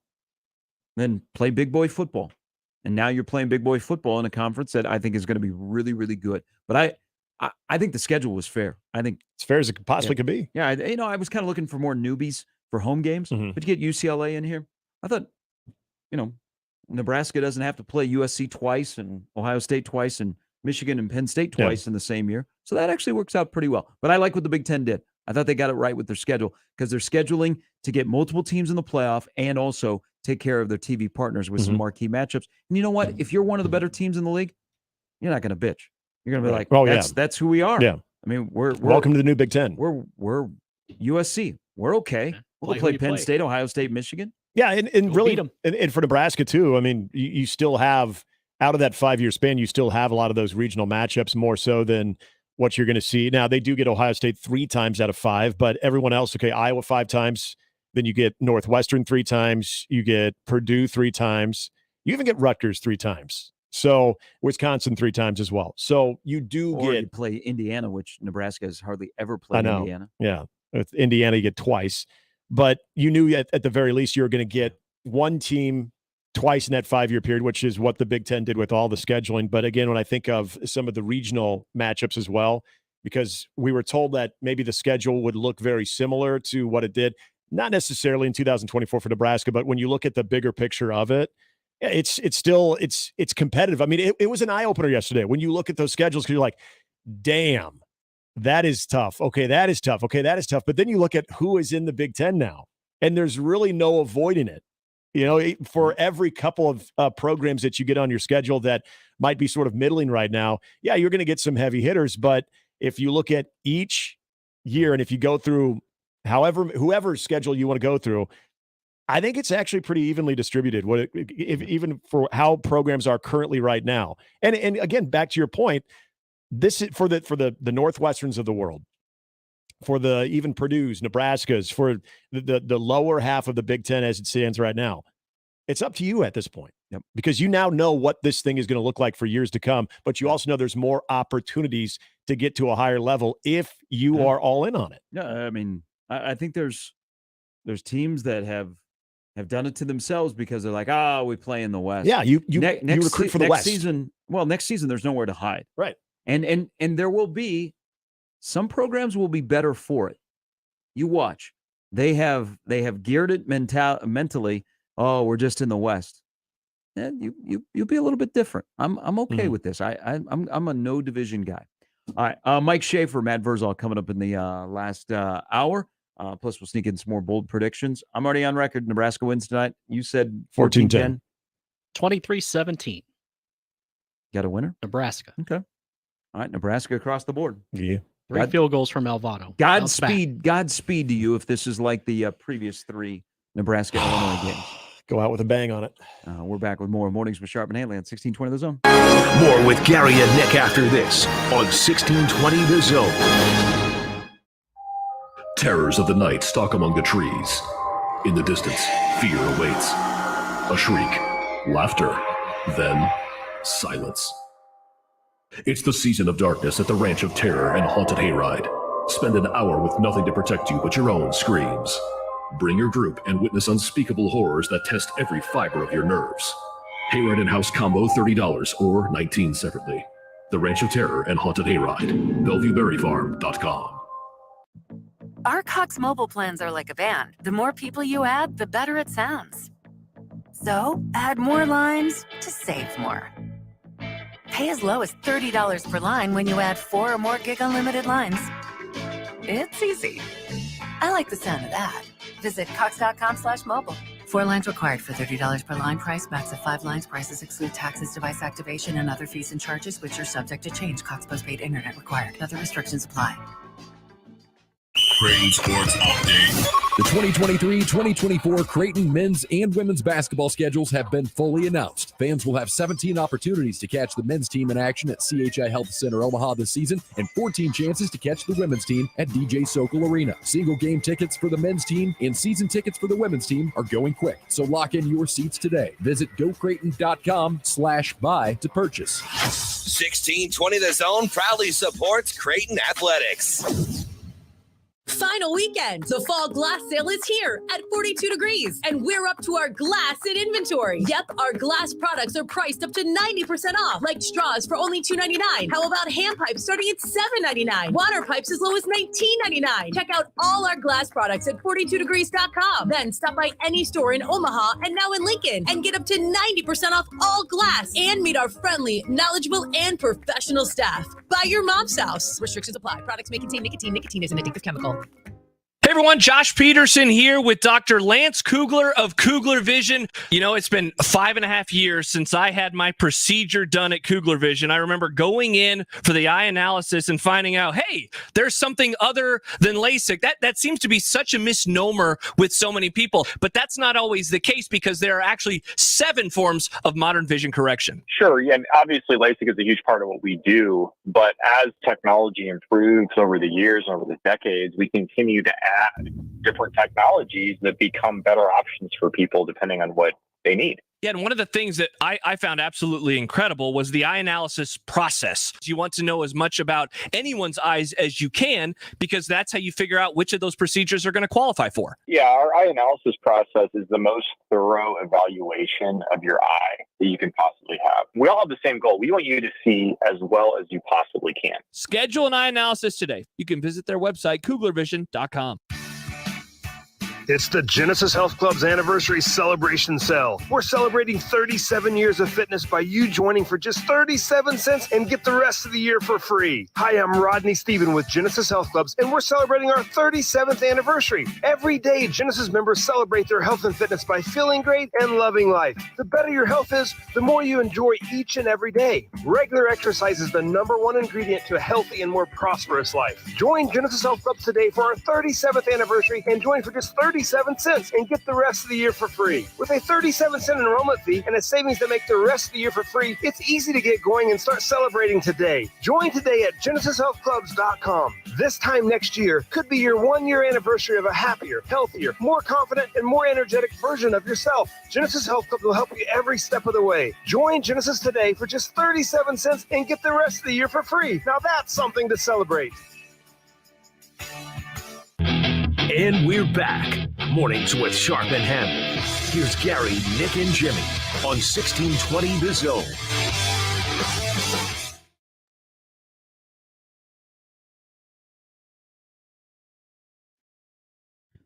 All right, so the Bears win last night on the day that the legend Dick Butkus has passed away. Here's the thing that you want to do, and you can never time this, of course, is when a legend passes away, you don't want to be playing the Bears because the Bears, the day that Walter Payton passed away, the Bears beat the Packers. Packers missed a field goal at the end of the game. Wonder why? Right. Yep. Last night, sweetness. The Bears had not done anything for a while.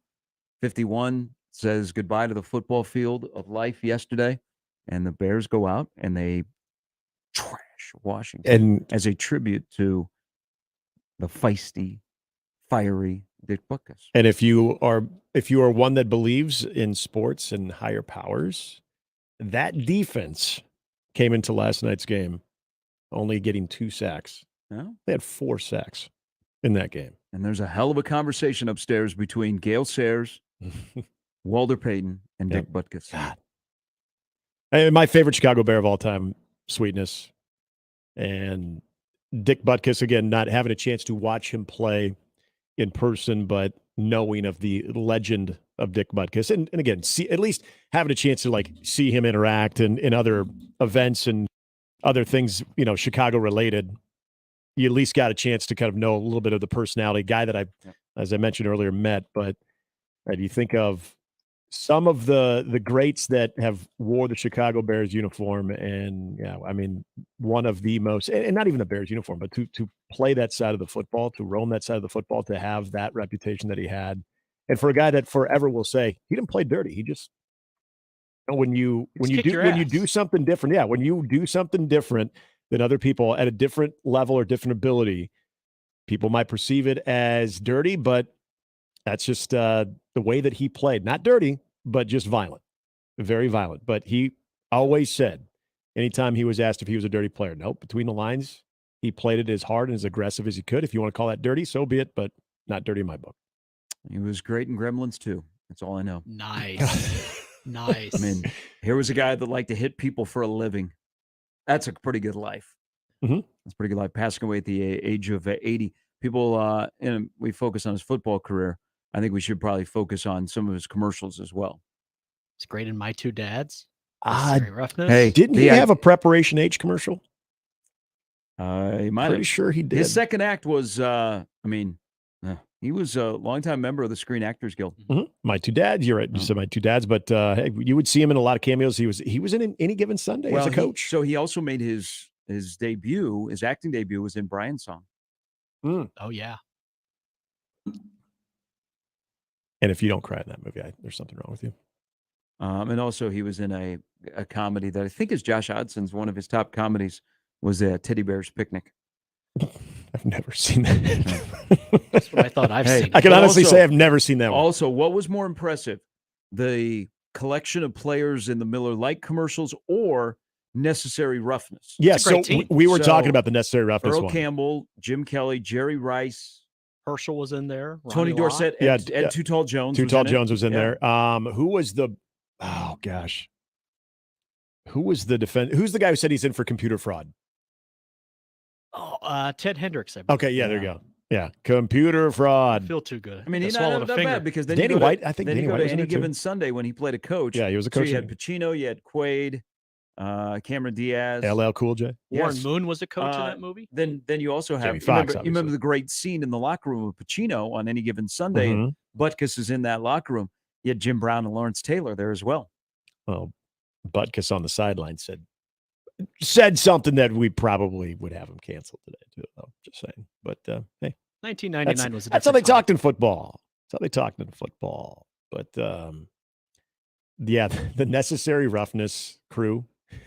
This is your field, so please take the ball. Yeah, because he's the ambassador of the prison team, and he was also in Longest Yard. Jim the Kelly, original you as guys well. get him? Yeah, Jim Kelly was Yeah, Jim Kelly. Yeah. All right, Dillos, let's get it on. at the end of the movie when they turn to the other Oh, side. yeah. Put a lid on it. Yeah. Sit down.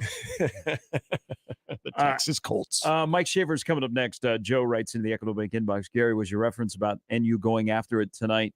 Turn it loose, swipe left, swipe right, similar to NU needing what Mark Grace referred to as a slump buster. Poll question, is Illinois, Nebraska slump buster? Shafe is coming next on Mornings with Sharp and Handley on 1620 The Zone. Mornings with Sharp and Handley returns in minutes on 1620 The Zone.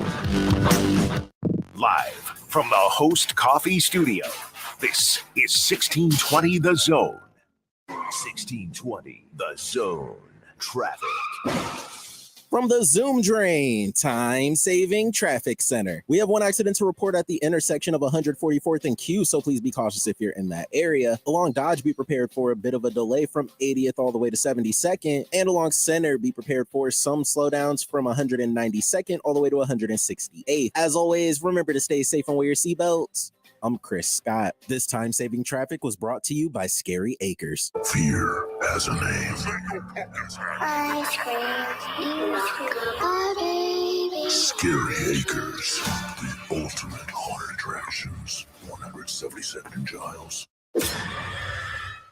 Oscar's Pizza and Sports Grill is always looking to make your game day bigger and better. Cheer on your favorite team this season in front of a 22-foot LED video wall showing up to 8 games at once. TVs are everywhere else you can look with a state-of-the-art audio and video system. Enjoy a big old pizza or award-winning char-buffed wings. There's just no better way to do your game day. Oscar's Pizza and Sports Grill, 173rd and West Center Road. And for takeout at 162nd and Maple. Email any of our shows anytime into the Equitable Bank inbox. At Equitable, we take banking personally. For me, John at 1620thezone.com. The Equitable Bank inbox from 1620 The Zone. The brand new Dollar General Distribution Center in Blair is now hiring. Starting wage is up to $22 per hour with benefits including medical, dental, vision, 401k, and a $2,000 sign-on bonus. Apply today by texting DG Warehouse to 25000 or online at dollargeneral.com/careers. Again, apply today by texting DG Warehouse to 25000 or online at dollargeneral.com/careers. Dollar General can't wait to have you become a team member. September at their brand new distribution center. Bring smiles to all when shopping online with Dell Technologies Gift Guide. Whether it's for the artist, the entrepreneur, the student, or the streamer, you'll find the perfect gift for everyone on your list. Dell.com/gift guide makes gifting easy with a carefully curated selection of our best tech. Shop now to explore our innovative PCs like the XPS 13 laptop, powered by the latest Intel Core processors, plus this season's top accessories. Visit Dell.com/gift guide today to get a jump on your holiday gift list. That's Dell.com/gift guide. Vallis Pumpkin Patch and Apple Orchard has something fun for all ages. Come take a ride on the antique cars, where the kids are the drivers. Visit our foam ball play area called the Egg Scramble. Stop by the cider mill area where you can have a drink of refreshing apple cider and taste some deliciously good barbecue at Ethan's Applewood Smokehouse. Vallis has more than 50 other attractions included with admission, along with fireworks every Friday night at 9. Vallis, the place to visit this fall. If you love food, love fun, love fall, you'll love Vallis Pumpkin Patch best of all. Bacon Fest is back at Rodizio Grill. Steak wrapped in bacon, pork belly, and more. Happening nightly through October at no extra charge. Only at Rodizio Grill, the Brazilian steakhouse. Located in Lincoln's Haymarket. Let it fly. Your elevated sports bar experience. KOZN Bellevue, Omaha, Council Bluffs. This is 1620, The Zone. And we're back. Mornings with Sharp and Handley. Here's Gary, Nick, and Jimmy on 1620, The Zone.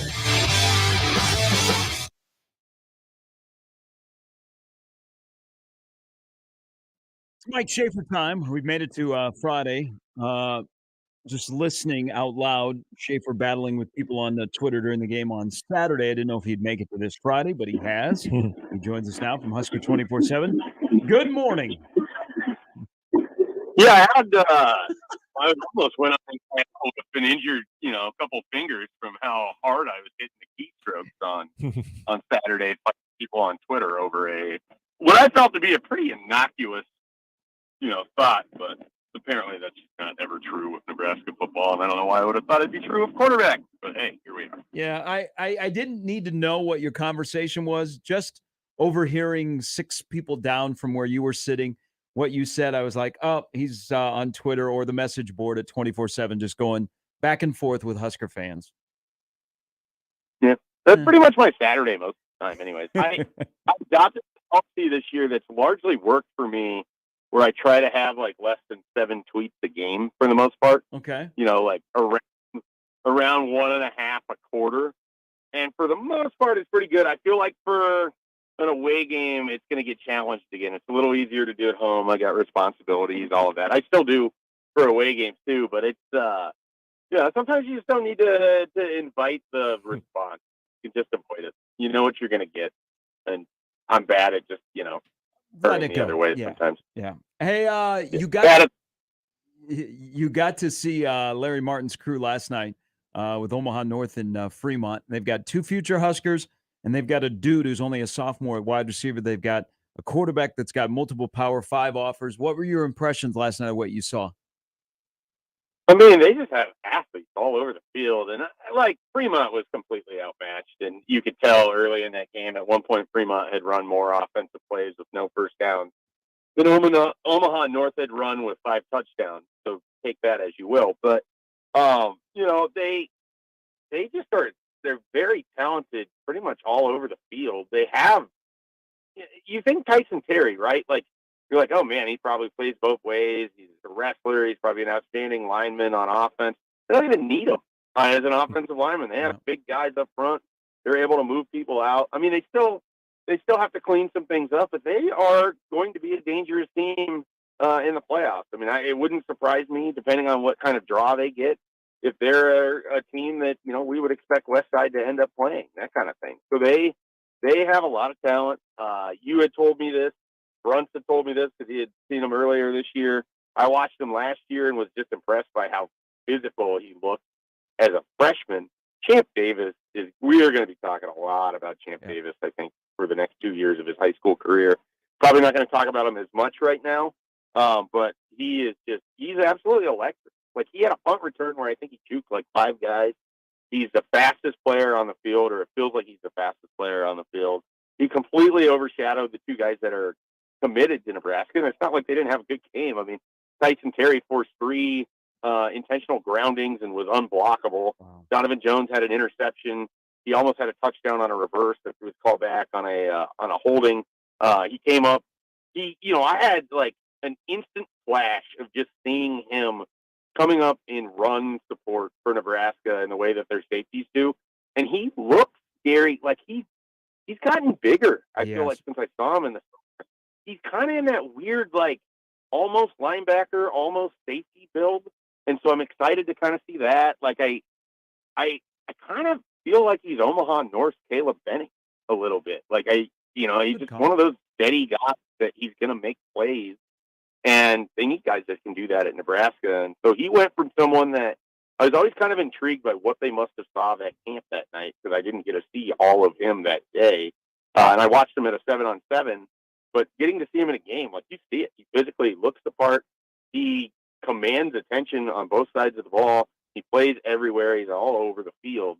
I was very impressed by Donovan Jones. I just, and then their quarterback, he throws a good ball. I mean, he had a couple throws that came back because of some penalties and everything, but he could put the ball on the money in some tight spots, and he didn't have to a lot last night. But they have a good team, and none of them, Donovan Jones Sr., they have a lot of young guys too that are worth knowing. Hey, are you making your way to Champaign? I am not. Okay. I am in Lincoln tonight. The boys are somewhere in northern Missouri right now. Making their way across, probably having enlightening conversations without me, probably higher level conversations. That sort of thing. Talking about what Ultimate Warrior match was their favorite, that kind of stuff. So, they're having a good time, and I'm just, a little disappointed I'm not with them, but mostly excited I'm not. Well, the reason I ask it is one of our mutual friends that still resides in Columbus was wondering when you were going to be out there. He's mentioned, is Shafe going to be around for the Millard South Columbus game? And then he said, oh, wait, he's probably going to the Illinois game. So I had to ask. I went to Omaha North Fremont for as much to see those guys as it was. There's no way I'm going to a game tonight, so I wanted to try to see every in-state commit. I'm getting close. I've got 2 left. Hey, one quick thing before we talk about tonight, because this was our game last night on TV. It's the first time I've seen Elkhorn North, and in their 4th year, Sam Stanley's got a really good program. They got a good staff, so they're a contender, and they play Bennington next week. But Chase Lofton, who Nebraska offered, and he blew up during the summer, going into his junior year, got an offer from Duke yesterday. There are probably more to come. Like Nebraska, and he's a 25 prospect, and the 25 class is really, really good in this state. Like, is that the wrong position for Nebraska to be recruiting? Because they are just loading up on tight ends, and the guys that are on campus are young. They don't have any upperclassmen. What's your thoughts on him and kind of how Nebraska will approach Chase Lofton, who's got offers from Oklahoma, let's see, Kansas State, Iowa State, Illinois, Iowa, Nebraska? I mean, if you take him at his word, they've made him a priority, and he's got a really unique relationship with Nebraska, because I would say the primary person involved in recruiting him is former Nebraska offensive lineman Keith Williams, who's one of their personnel guys over in the recruiting department. And Chase was telling me in late September, before I went and watched him play in a game against, I believe, Grand Island Northwest, he was telling me that one of the cool things that he's never experienced so far from any other staff, and I haven't heard anyone else doing this, Keith Williams is watching clips from his game and just sending him thoughts on how he could be, what he needs to do as a blocker, just giving him real-time critique based off of certain clips and plays. And no one else is doing that. And I think he's been really impressed by Nebraska finding kind of a unique angle instead of the, hey, how you doing? How's the family doing? How's the brother doing at Kansas State phone call that you're getting from everybody else. Keith Williams has approached it in a fresh way, and I think that helps Nebraska. And they're going to need help because Oklahoma's recruiting him hard. Kansas State has his brother, and they're going to recruit him hard. And he is not a slam dunk just to go to Nebraska because he's here in the state. But I think Nebraska has a good shot because of how they're recruiting him, the way that they've utilized guys like Thomas Fedoni, who he knows because his brother played with him at Lewis Central in that pandemic year. And so he's a really intriguing guy, but he's also part of a bigger story that I hope to kind of write about a little bit with the bye week coming up. Nebraska as a state has produced so many Power 5 tight ends. Yep. You talk about collecting these tight ends.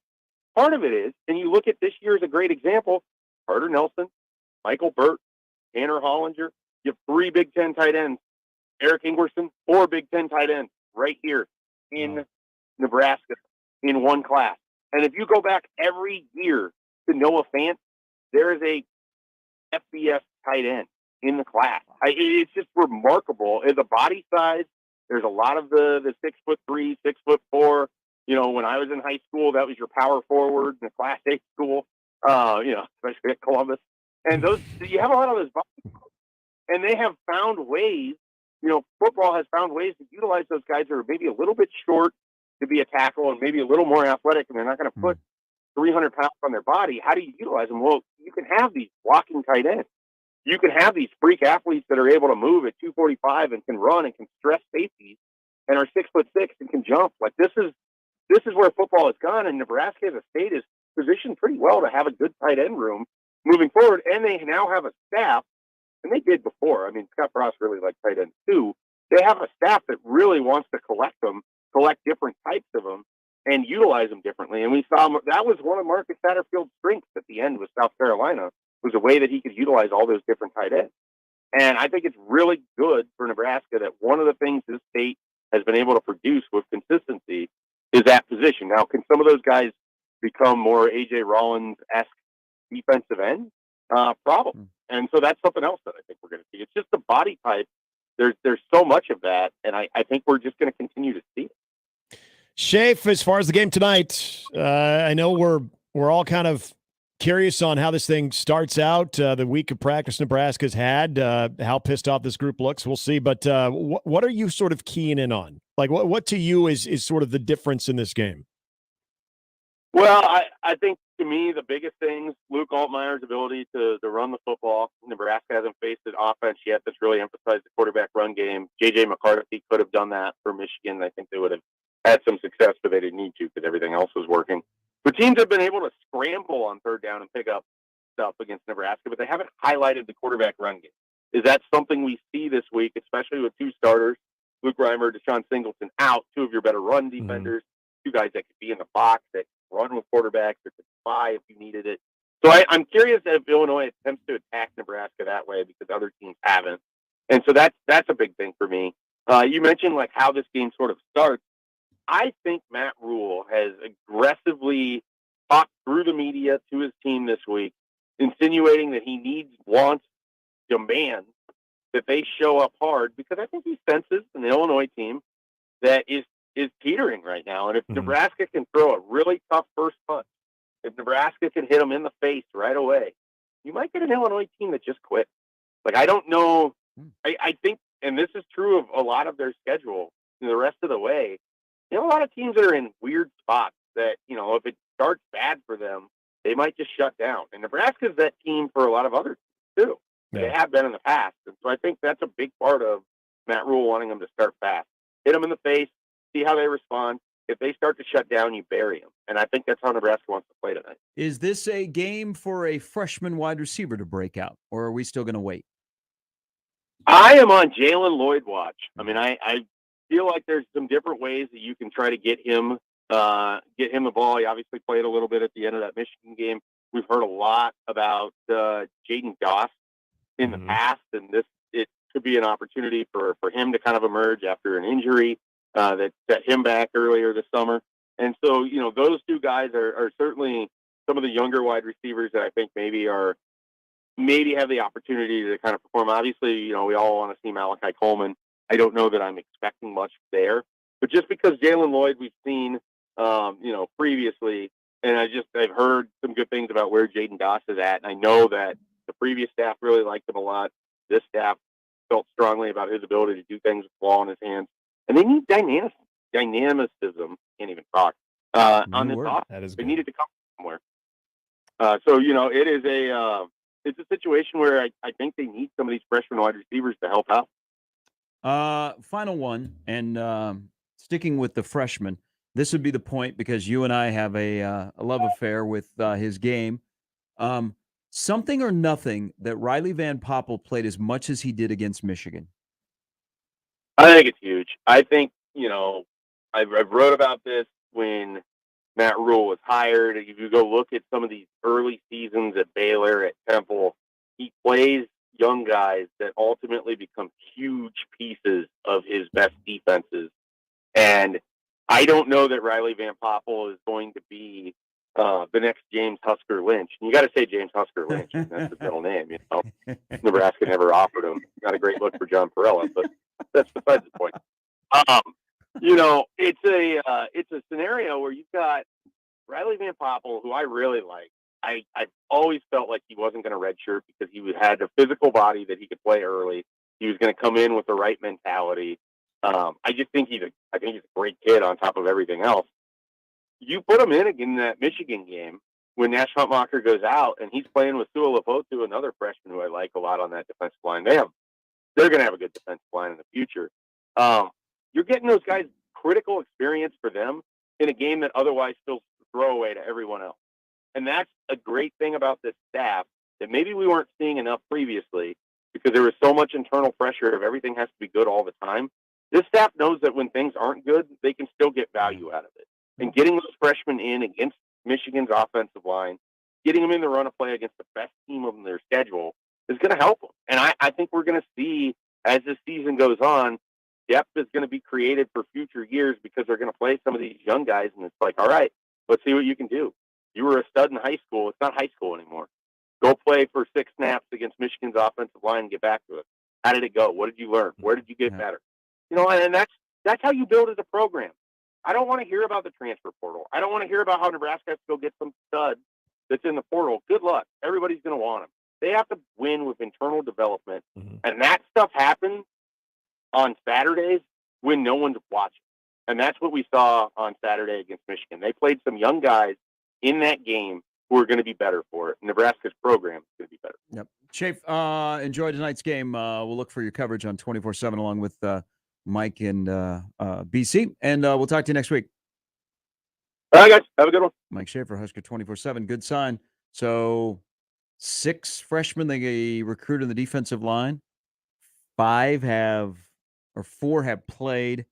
Vincent Carroll Jackson is traveling today, which don't overlook that. I think that's an opportunity for a freshman, but also are they enamored with a Buckley and a Judy that they would put a true freshman in for some snaps in a Big Ten game on the road? But they're getting their defensive linemen on the field early, and you can't argue with the results. I mean, Van Poppel is going to be an all-conference guy before he's done. Prince will play a lot more tonight. Yep. And Lenhart, technically a defensive lineman. If he's back, and he's going to have a huge role tonight without Reimer and Singleton. So that's a good start. We haven't seen that where they've been willing to put freshman defensive linemen on the field. And where they look like they've belonged, too. That was the Van Poppel thing. And I know Tony White gave the same assessment, but you were actually seeing him not necessarily get shoved around. Where you maybe out of space every now and then, out of position every now and then. Okay, but more of that being technique mistake as opposed to just being able to hold your own. That's a huge sign against an offensive line like that. Yep. Matt Verzal will join us next. We still have a couple more bold predictions on what we think will happen tonight. Kickoff is at 7. Nick has a Big Red Overreaction with JB after the show or after the game. So you're looking at about 10. I think you go about 10:15. I'll say about 10:20. Yeah. 10:15. Get out by midnight. You'll be good. Unless, yeah. You guys are kind. I know. I hope that's the case. I hope that's the case. If we're out by midnight, then that means all was well tonight in Champaign. All right, you're 2-1. I know, but my one was a tall task. Okay, so you're 2-0-1. Well, we're not going to call it a tie. 2-1 with an asterisk. Yeah, an asterisk. That was a tall task. This is the hardest opponent. So there you go. Verz joins us next. Gary Sharp, Nick Handley, and Jimmy Chavez. Mornings with Sharp and Handley. Weekdays 6 to 10 on 1620 The Zone and 1620thezone.com. Mornings on 1620 The Zone is brought to you by MD West One Orthopedics, Neurosurgery, and Spine. The Connor Happer Show. So let me tell you a couple of the things that happened to Memorial Stadium as they were building it. Rain plagued the project. At one point, there were 6 feet of water inside the stadium. 2 months before the stadium was set to open, a tornado destroyed some of the wooden forms used to pour sections of the concrete stands. Material was picked up and moved, and in some places the wind dipped down below the surface of the ground and picked up heavy material and tossed it about like eggshells. I like when they compare stuff to stuff. The Connor Happer Show, weekdays from 10 to 2 on 1620 The Zone. Your Omaha area forecast, presented by Bellevue Berry and Pumpkin Ranch, from the KETV Newswatch 7 Weather Center on 1620 The Zone. Few showers possible this morning, but increasing sunshine throughout the day. Windy and chilly. A high today of 56, but likely still mostly feeling like the 40s. Gusts today out of the northwest possible up to 40 miles an hour. Tonight, staying clear and chilly. Freeze warnings and frost advisories in effect for eastern Nebraska and western Iowa, including a frost advisory for the Omaha Metro. Low tonight of 35 degrees. I'm meteorologist Caitlin Harvey with KETV Newswatch 7. The Zone Hotline is powered by 42 Degrees, The Source, by your mom's house. If you haven't updated your windows, you could be throwing money out the window. Don't let the cool air out. Upgrade today with J-Tech Construction. For a limited time, get 60 months with 0% interest. Plus, as an added bonus, every window gets a special rated UV upgrade for free. Save money, keep the cool air in, and be happier when you upgrade your windows with the official exterior experts of Nebraska Athletics. For more info, go to yourexteriorexperts.com. Subject to credit approval. Many people go back to the dealership out of habit or because they think the dealer is the only one who knows how to fix their car. At Omaha Car Care, we offer a better option. We have ASE certified technicians, the technology to service any vehicle, and free loaner cars. The dealer will sell you a package of services. We'll provide the service you want for your car as your trusted partner. I'm Rick Betker, owner of Omaha Car Care, and we'll be along for the ride. Equitable Bank. We take banking personally. EquitableOnline.com. And we're back. Mornings with Sharp and Handley. Here's Gary, Nick, and Jimmy on 1620 The Zone.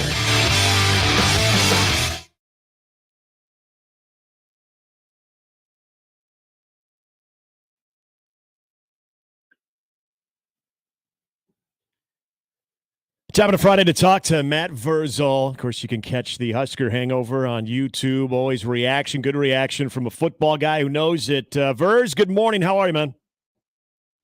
What's going on, boys? How we doing? Doing well.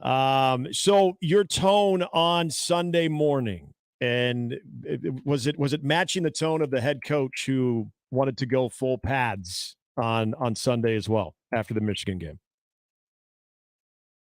Yeah, right there.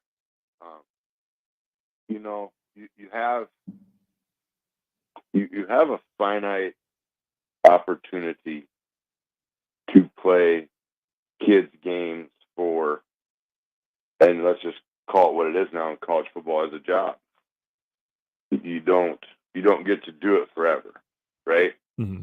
And so for Nebraska against Michigan, you wasted an opportunity. But let's just be honest. That's the first time in quite a while, I thought they were beat from the jump. Like there wasn't a spot where I was like, oh, that's gonna go good. Like that's gonna work out great. And those are things that you have full control of, full autonomy, full go. So much like when coaches, high or college coaches get pissed at old coaches for talking bad about their programs, and people don't understand why. Mm-hmm. That's why. Because now he feels he didn't motivate his guys to play to the best of their ability. So now he says, okay, well, if I can't leave this to chance, then now we're going to understand pain.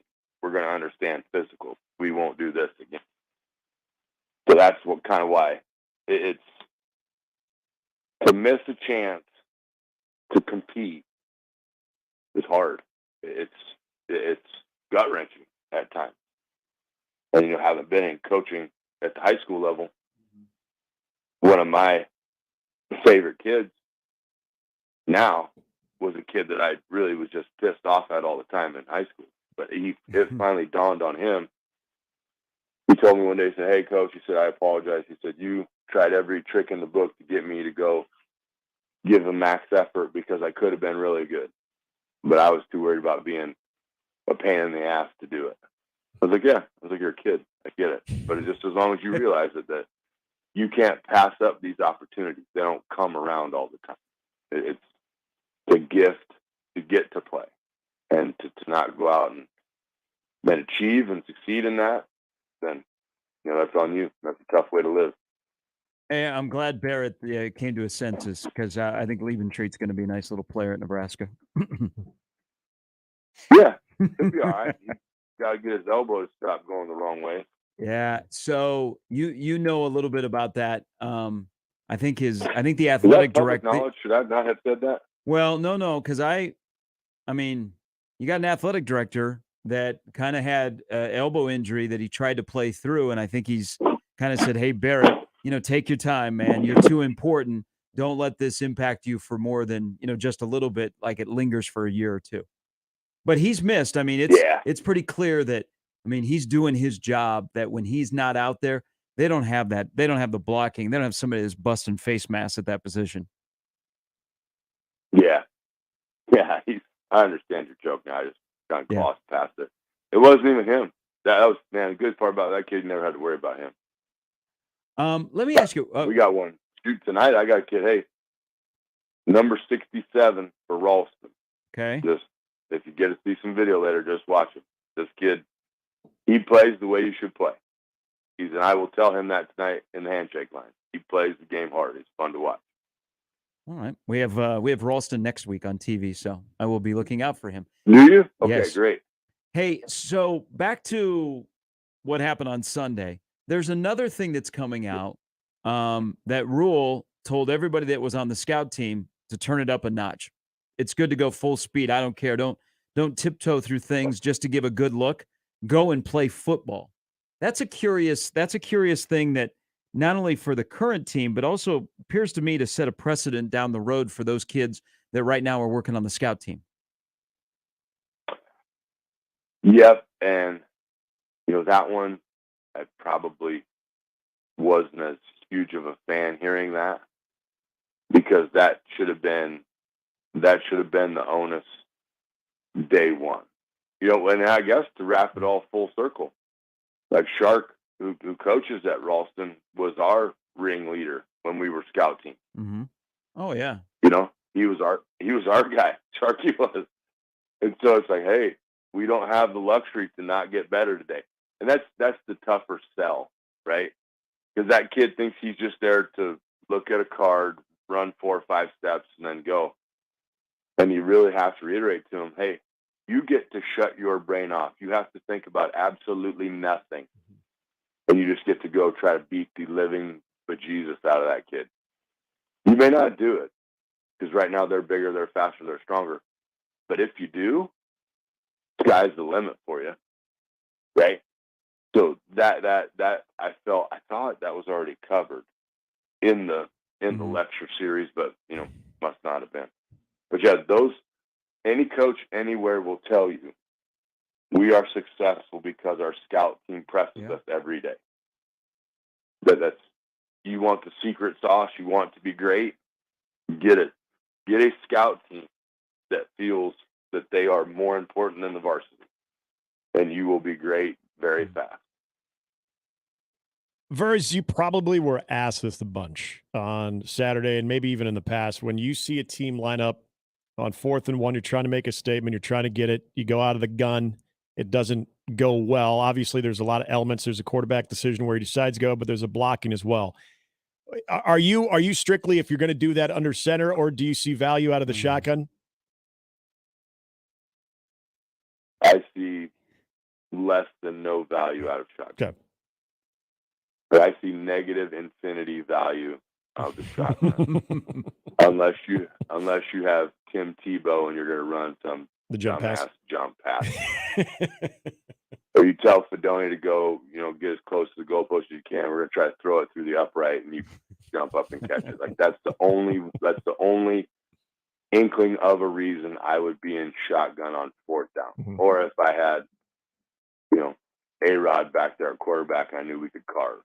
Yeah. But we don't have that. Yeah. Hey, go on the other side of the ball, because you're on that side of the ball that's trying to convert on 4th and 1 with a quarterback sneak, which is a lot of quarterbacks, that's their favorite play. If you're on defense, how do you stop a quarterback sneak on 4th and 1 or maybe 4th and half an inch? It's honestly just a battle of wills.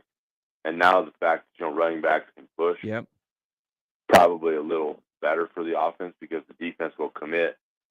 To use Mill's phrase, just get down and root hog. I mean, you're a bunch of city people. No, I've heard. I remember Coach Tenneper using that line. Yeah, you can call him Milt. That was his name. You can get down and rip your nose in just to dig stuff up, right? But that's what you're doing, and honestly, it's just a battle of will. People get pissed at Philly because it's not fair, and that's won by the 5 dudes up front before they even start pushing from behind. That those dudes are, I've never seen anybody so good at it, but they are awesome at it. And it starts with that dude in the middle, that center. Chances are you're going to have a guy on each shoulder. You just got to get down, start chugging your legs, and go. You're watching that game, and what Michigan showed offensively on their line of scrimmage compared to Nebraska. And when you just kind of look at it, I mean, overall, what stood out about that? Was it size, just their overall ability, like just clean? Like what was it that jumped out about Michigan?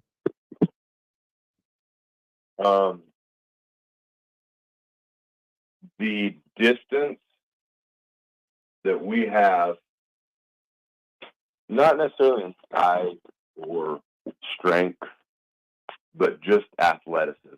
Mm-hmm.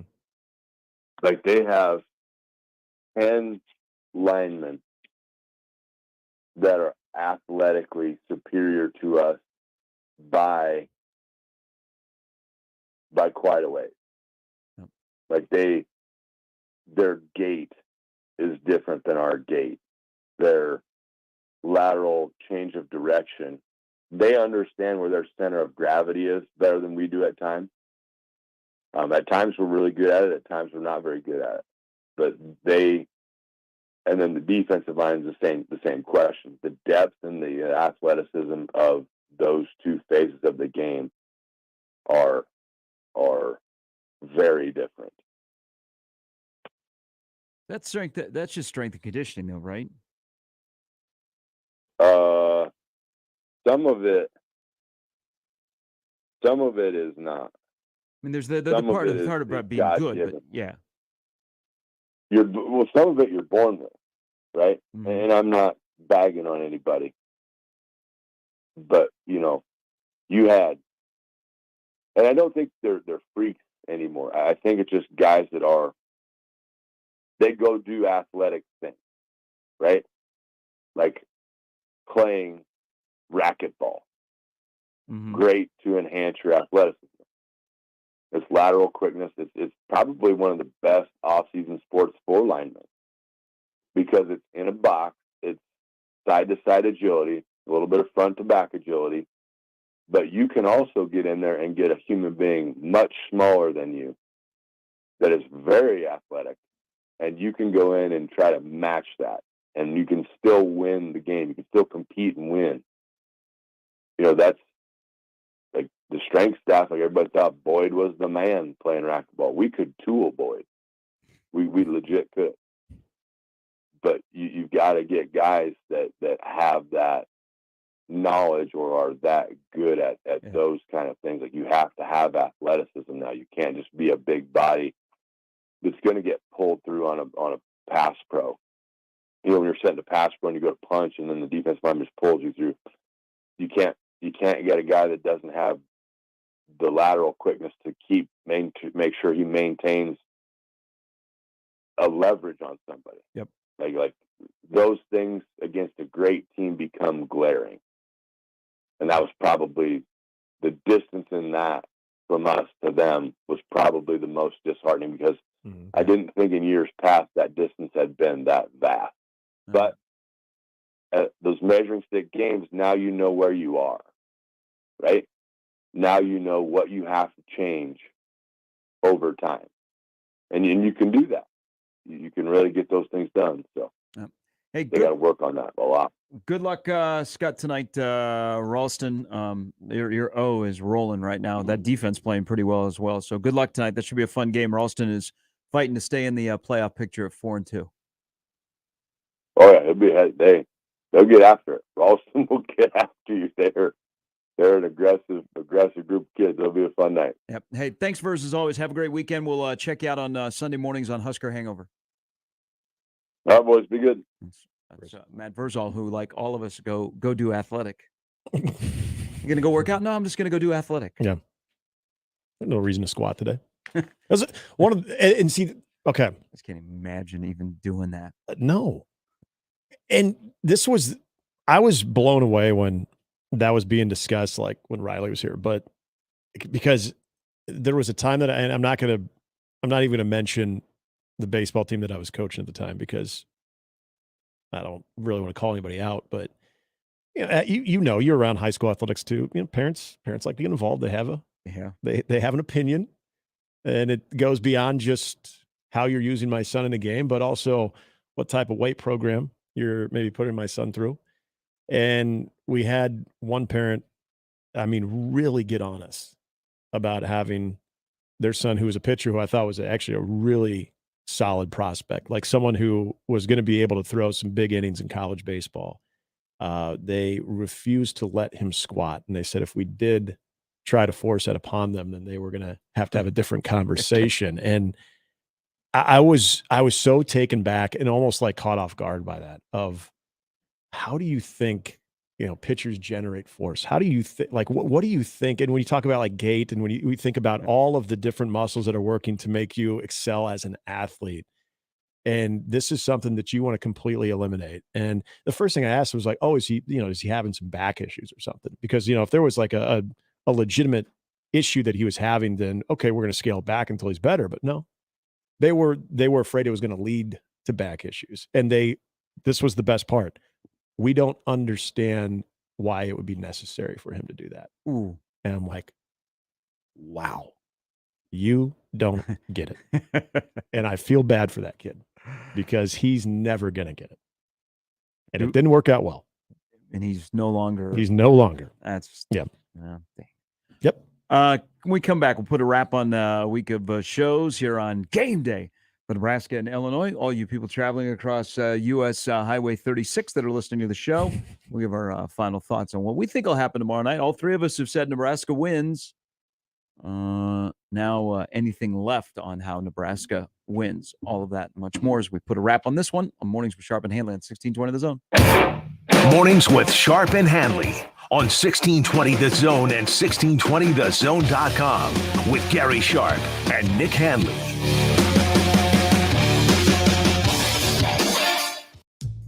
The best way to catch all the action is on 1620 The Zone. And no line for the bathroom. Hey everyone, Josh Peterson here for my friends at Miracle Hill Golf and Tennis. The Top Tracer building is always available for you, rain or shine, or in the case of the upcoming months, snow as well. But you are covered, you are comfortable, whether it's hot outside, you're cool inside. If it's cold outside, you are warm and comfortable inside, not to mention a bevy of television so you can watch all the sports action, play virtual courses from around the world, dial in that distance, and a whole lot more. It's Miracle Hill Golf and Tennis. We created a simple PDF that gives you everything you need to know about branding, designing, and building a website that increases revenue. Download the website playbook for free at jmonline.com. If you're considering a website project but not sure who to hire, go to jmonline.com and download the free website playbook. It's a guide to a high-performing website. That's jmonline.com. Follow your imagination to the Bellevue Berry and Pumpkin Ranch. Bring the whole gang and explore for treasure on the pirate shipwreck. See how the West was fun. Pretend you're a superhero as you jump on giant bounce pads. Maybe reserve your own campfire rental where you can roast marshmallows and tell stories. It's all up to you. And of course, go on a hayride and grab your own pumpkin. Priced by the size, not the pound. Follow your imagination at the Bellevue Berry and Pumpkin Ranch. 48th between Cornhusker and Highway 370. More info at BellevueBerryFarm.com. Cashback is not available on gas in New Jersey and Wisconsin. Hey, good morning. You're heading to the airport, right? Yep, thanks for checking. I like the car. How long have you been a rideshare driver? About 3 years now. I really enjoy it. Isn't it hard to make money these days with the price of gas being so high? Not for me. I use Upside, the free app that gives you cash back for every gallon of gas you buy. Wait a minute. Are you saying you actually get real money back when you get gas with the Upside app? Yep, I get real cash back every time I get gas. Does that actually add up to anything? I'll make around $200 to $300. Wow, that's serious extra cash. I'm downloading the Upside app now. Download the free Upside app now to earn real cash back every time you buy gas. Use promo code HOT for an extra 25 cents a gallon bonus on your first tank. You can cash out anytime right to your bank account, PayPal, or a gift card for Amazon and other brands. Just download the free Upside app and use promo code HOT for a 25 cents a gallon bonus on your first tank. That's code HOT. Fear has a name. Ice cream, you scream, baby. For 30 years, Scary Acres has been doing what they do best. Scaring the out of you. The Master's Castle, House on the Hill, and the Haunted Woods. Scary Acres, the ultimate haunted attractions. 172nd and Giles. Sponsored in part by Raising Cane, Stereo West, and Hy-Vee. Hey folks, Kent Pavelka again to tell you about your local concrete experts at Everlevel Concrete Repair. Now, if you have cracked, uneven concrete, Everlevel can fix it at a fraction of the cost compared to replacement. This is no Band-Aid. Their products are built to last. It gives your concrete the durable protection it needs, and there's still time. I chose Everlevel for my driveway, and I've got peace of mind with their long-term transferable warranty. Everlevel's products and customer service are top-notch, and that's why they've been voted Best of Omaha again this year. Say it with me. Everlevel, Everlevel, Everlevel. Hey everyone, Josh Peterson here with Dr. Lance Kugler of Kugler Vision. You know, it's been 5.5 years since I had my procedure done at Kugler Vision. I remember going in for the eye analysis and finding out, hey, there's something other than LASIK. Well, I think it's important to have a full analysis of the eye so that you can make a good recommendation. A lot of the patients that we see, I've been told over the years, sometimes a long time ago or sometimes more recently, that there isn't an option for them. And I think that's just because they haven't had as in-depth of analysis as they need to know for sure what their options are. And I think one of the coolest things about that entire process was how comfortable I felt. And I know as I've talked to other people who had procedures done, they said the same thing, whether it was the consultation, whether it was the day of the procedure, all of those questions were answered. And like there was genuine care for me as an individual person. We all have the same goal. We want you to see as well as you possibly can. Schedule an eye analysis today, 402-558-2211, or you can visit their website, kuglervision.com. And we're back. Mornings with Sharp and Handley. Here's Gary, Nick, and Jimmy on 1620 this.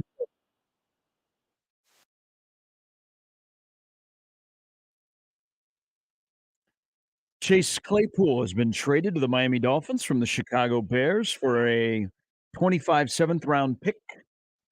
See, that's more like it. 7th-round pick, not a first or second-round pick.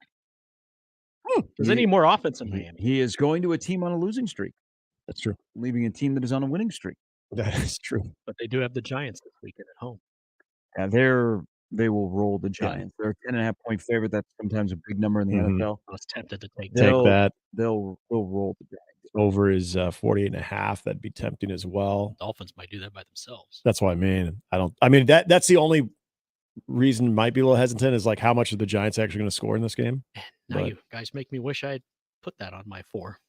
Yeah, Chase Claypool, again, it'd be one thing, I said this before, if he was just sort of wasting away and having issues in Chicago. He wasn't the most highly regarded dude in Pittsburgh either. They were, especially with the draft capital that Chicago was willing to part with to get him, they were more than happy to accommodate the Bears' request on that. And it wasn't just because it was a high draft pick, because Chase Claypool doesn't always Doesn't always give 110. Opening week against Green Bay, I exerted more energy than Chase Claypool did. I did go into the bathroom. Yeah. Mm-hmm. Wow. All right. So again, we're all three of us on record that Nebraska will win tonight. They'll get to 3-3. It'll make life easier for everybody that does this business. Going into a bye week, doesn't matter how it looks, but I think they respond to Matt Rule. It's a roster management game as well, where there are going to be some freshmen that get opportunities to play, and they might dislodge other freshmen. But Nebraska defensively is going to need some young guys to play well, because don't overlook Reimer and Singleton not playing is a hit. Yeah. I mean, those are two of your better defensive players. So Nebraska has to find a way to overcome them. I think they'll play a lot of people. I think Tony White will dial it up.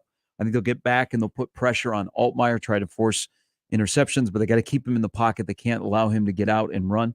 But my last bold prediction that will happen tonight for this game will be that for the first time in the last 3 years, Isaiah Williams, who's one of the top wide receivers in the Big Ten for Illinois, will not make a significant catch. Because the last 2 years he has made a significant catch in this game. He'll get his catches, but they will not be significant tonight. And you will not, at the end of the game, go, oh, man, that play that Isaiah Williams made that you've said the last 2 years won't happen. So you're going to the defensive theme, and I like it because that's where I'm at, too. On my other two bold predictions, I had the one with Heiner Carber going for running for over 125 yards. I am giving Nebraska defensively is going to allow less than 30% third down conversion rate. And then I'm also going with Nebraska forcing 3 turnovers, and I'm even going to throw in a strip sack there. All right. I think this is the, again, and this kind of goes back to what this week has been about. The offense, hey, they're in the boat as well, but with the challenge that was kind of put out there by Matt Rule, and again, actions speak louder than words. Something about Tony White, Gary's man crush, his tone on Tuesday. Dial it up. Yeah. Dial it up. And it also goes to my pick to click. Welcome back, Mr. Cam Lenhart. 1 sack, 2 TFLs, has a significant impact in this game. And I think that he could have gone last week, and I think they looked at this being an ideal return and then allowing him to recover in a longer week, a bye week afterwards. I think this one was kind of well-placed for Cameron Lenhart, and I think to have a big game tonight. The entire D-line, this is their game tonight. They're going to be very physical. I keep going back thinking about they went physical on Sunday, and they were hitting. They're going to hit tonight, and the defense is going to shine. This guy, Anthony Grant's going to have 138 yards rushing, 24 carries, and that is oddly specific. That is oddly specific. I like it. I almost nailed the 25 a couple weeks ago, but yeah, that's going to be ground and pound. Will Anthony Grant outrush Reggie Love? Reggie Love, game time decision. Illinois could be down 2 starting offensive linemen, however. And I know Lee said that he had heard that Reggie Love would start, but again, no, I'm going to, if we're going to Anthony Grant. Only if Pete Thamel says he's starting. By the way, Twitchy. Usually about this time, we've gotten a Pete tweet about Harburg starting. It's almost 10 a.m. Central Time. Yep. Kickoff is in 9 hours. We do not have a Pete Thamel Pete tweet that Harburg is starting yet. Have you checked Amigos tweets yet? We said that might be the source if they're going all in on the Red Jeff smoke Sims coming from their. Yeah, if there's a lot of Jeff Sims endorsements going on, a lot of Jeff Sims promotions going on, then maybe they got wind before Pete Thamel did, and Pete has to actually source Amigos as his source. My headline, by the way, Huskers finally popped the champagne. Nice. Look at you, Mr. Headline Writer. Send that to the World Herald. Yeah. Man, that makes mine boring. Mine's ran hey, the damn ball. You know where that came from? It was after I was in a good mood after that Bears game last night. That's where that came from. That's why I haven't had a lot of good headlines lately with Chicago. Then, it all correlated. Actually, they haven't played on Thursdays anyway. So, but yes, popping champagne. Yeah, I'm not popping champagne over a Thursday night game. Yeah, the Bears 1-0 on streaming services, still winless on TV. This year. Stick that in the media notes for last year. They lost on Amazon to that Washington team. All right, everybody have a great game day. I know a couple of my friends have said it's weird to be working on a Nebraska game day. Usually I'm going to the game. Mm-hmm. But games at 7 tonight. Big Red overreaction afterwards. Nebraska and Illinois on a Friday night. Seems very Champagne-ish. Get used to it when you're playing in Champaign. Have a great weekend, everybody. If you're headed out to watch football or to the pumpkin patches or to drink wine, whatever, those places are going to be packed. Weddings tomorrow. Or go to a wedding. Yep. But Bundle up. Make memories and rejoin us on Monday at 6. Live, laugh, and punt. For Jimmy, for Nick, I'm Gary. It's Mornings with Sharp and Handley on 1620 The Zone.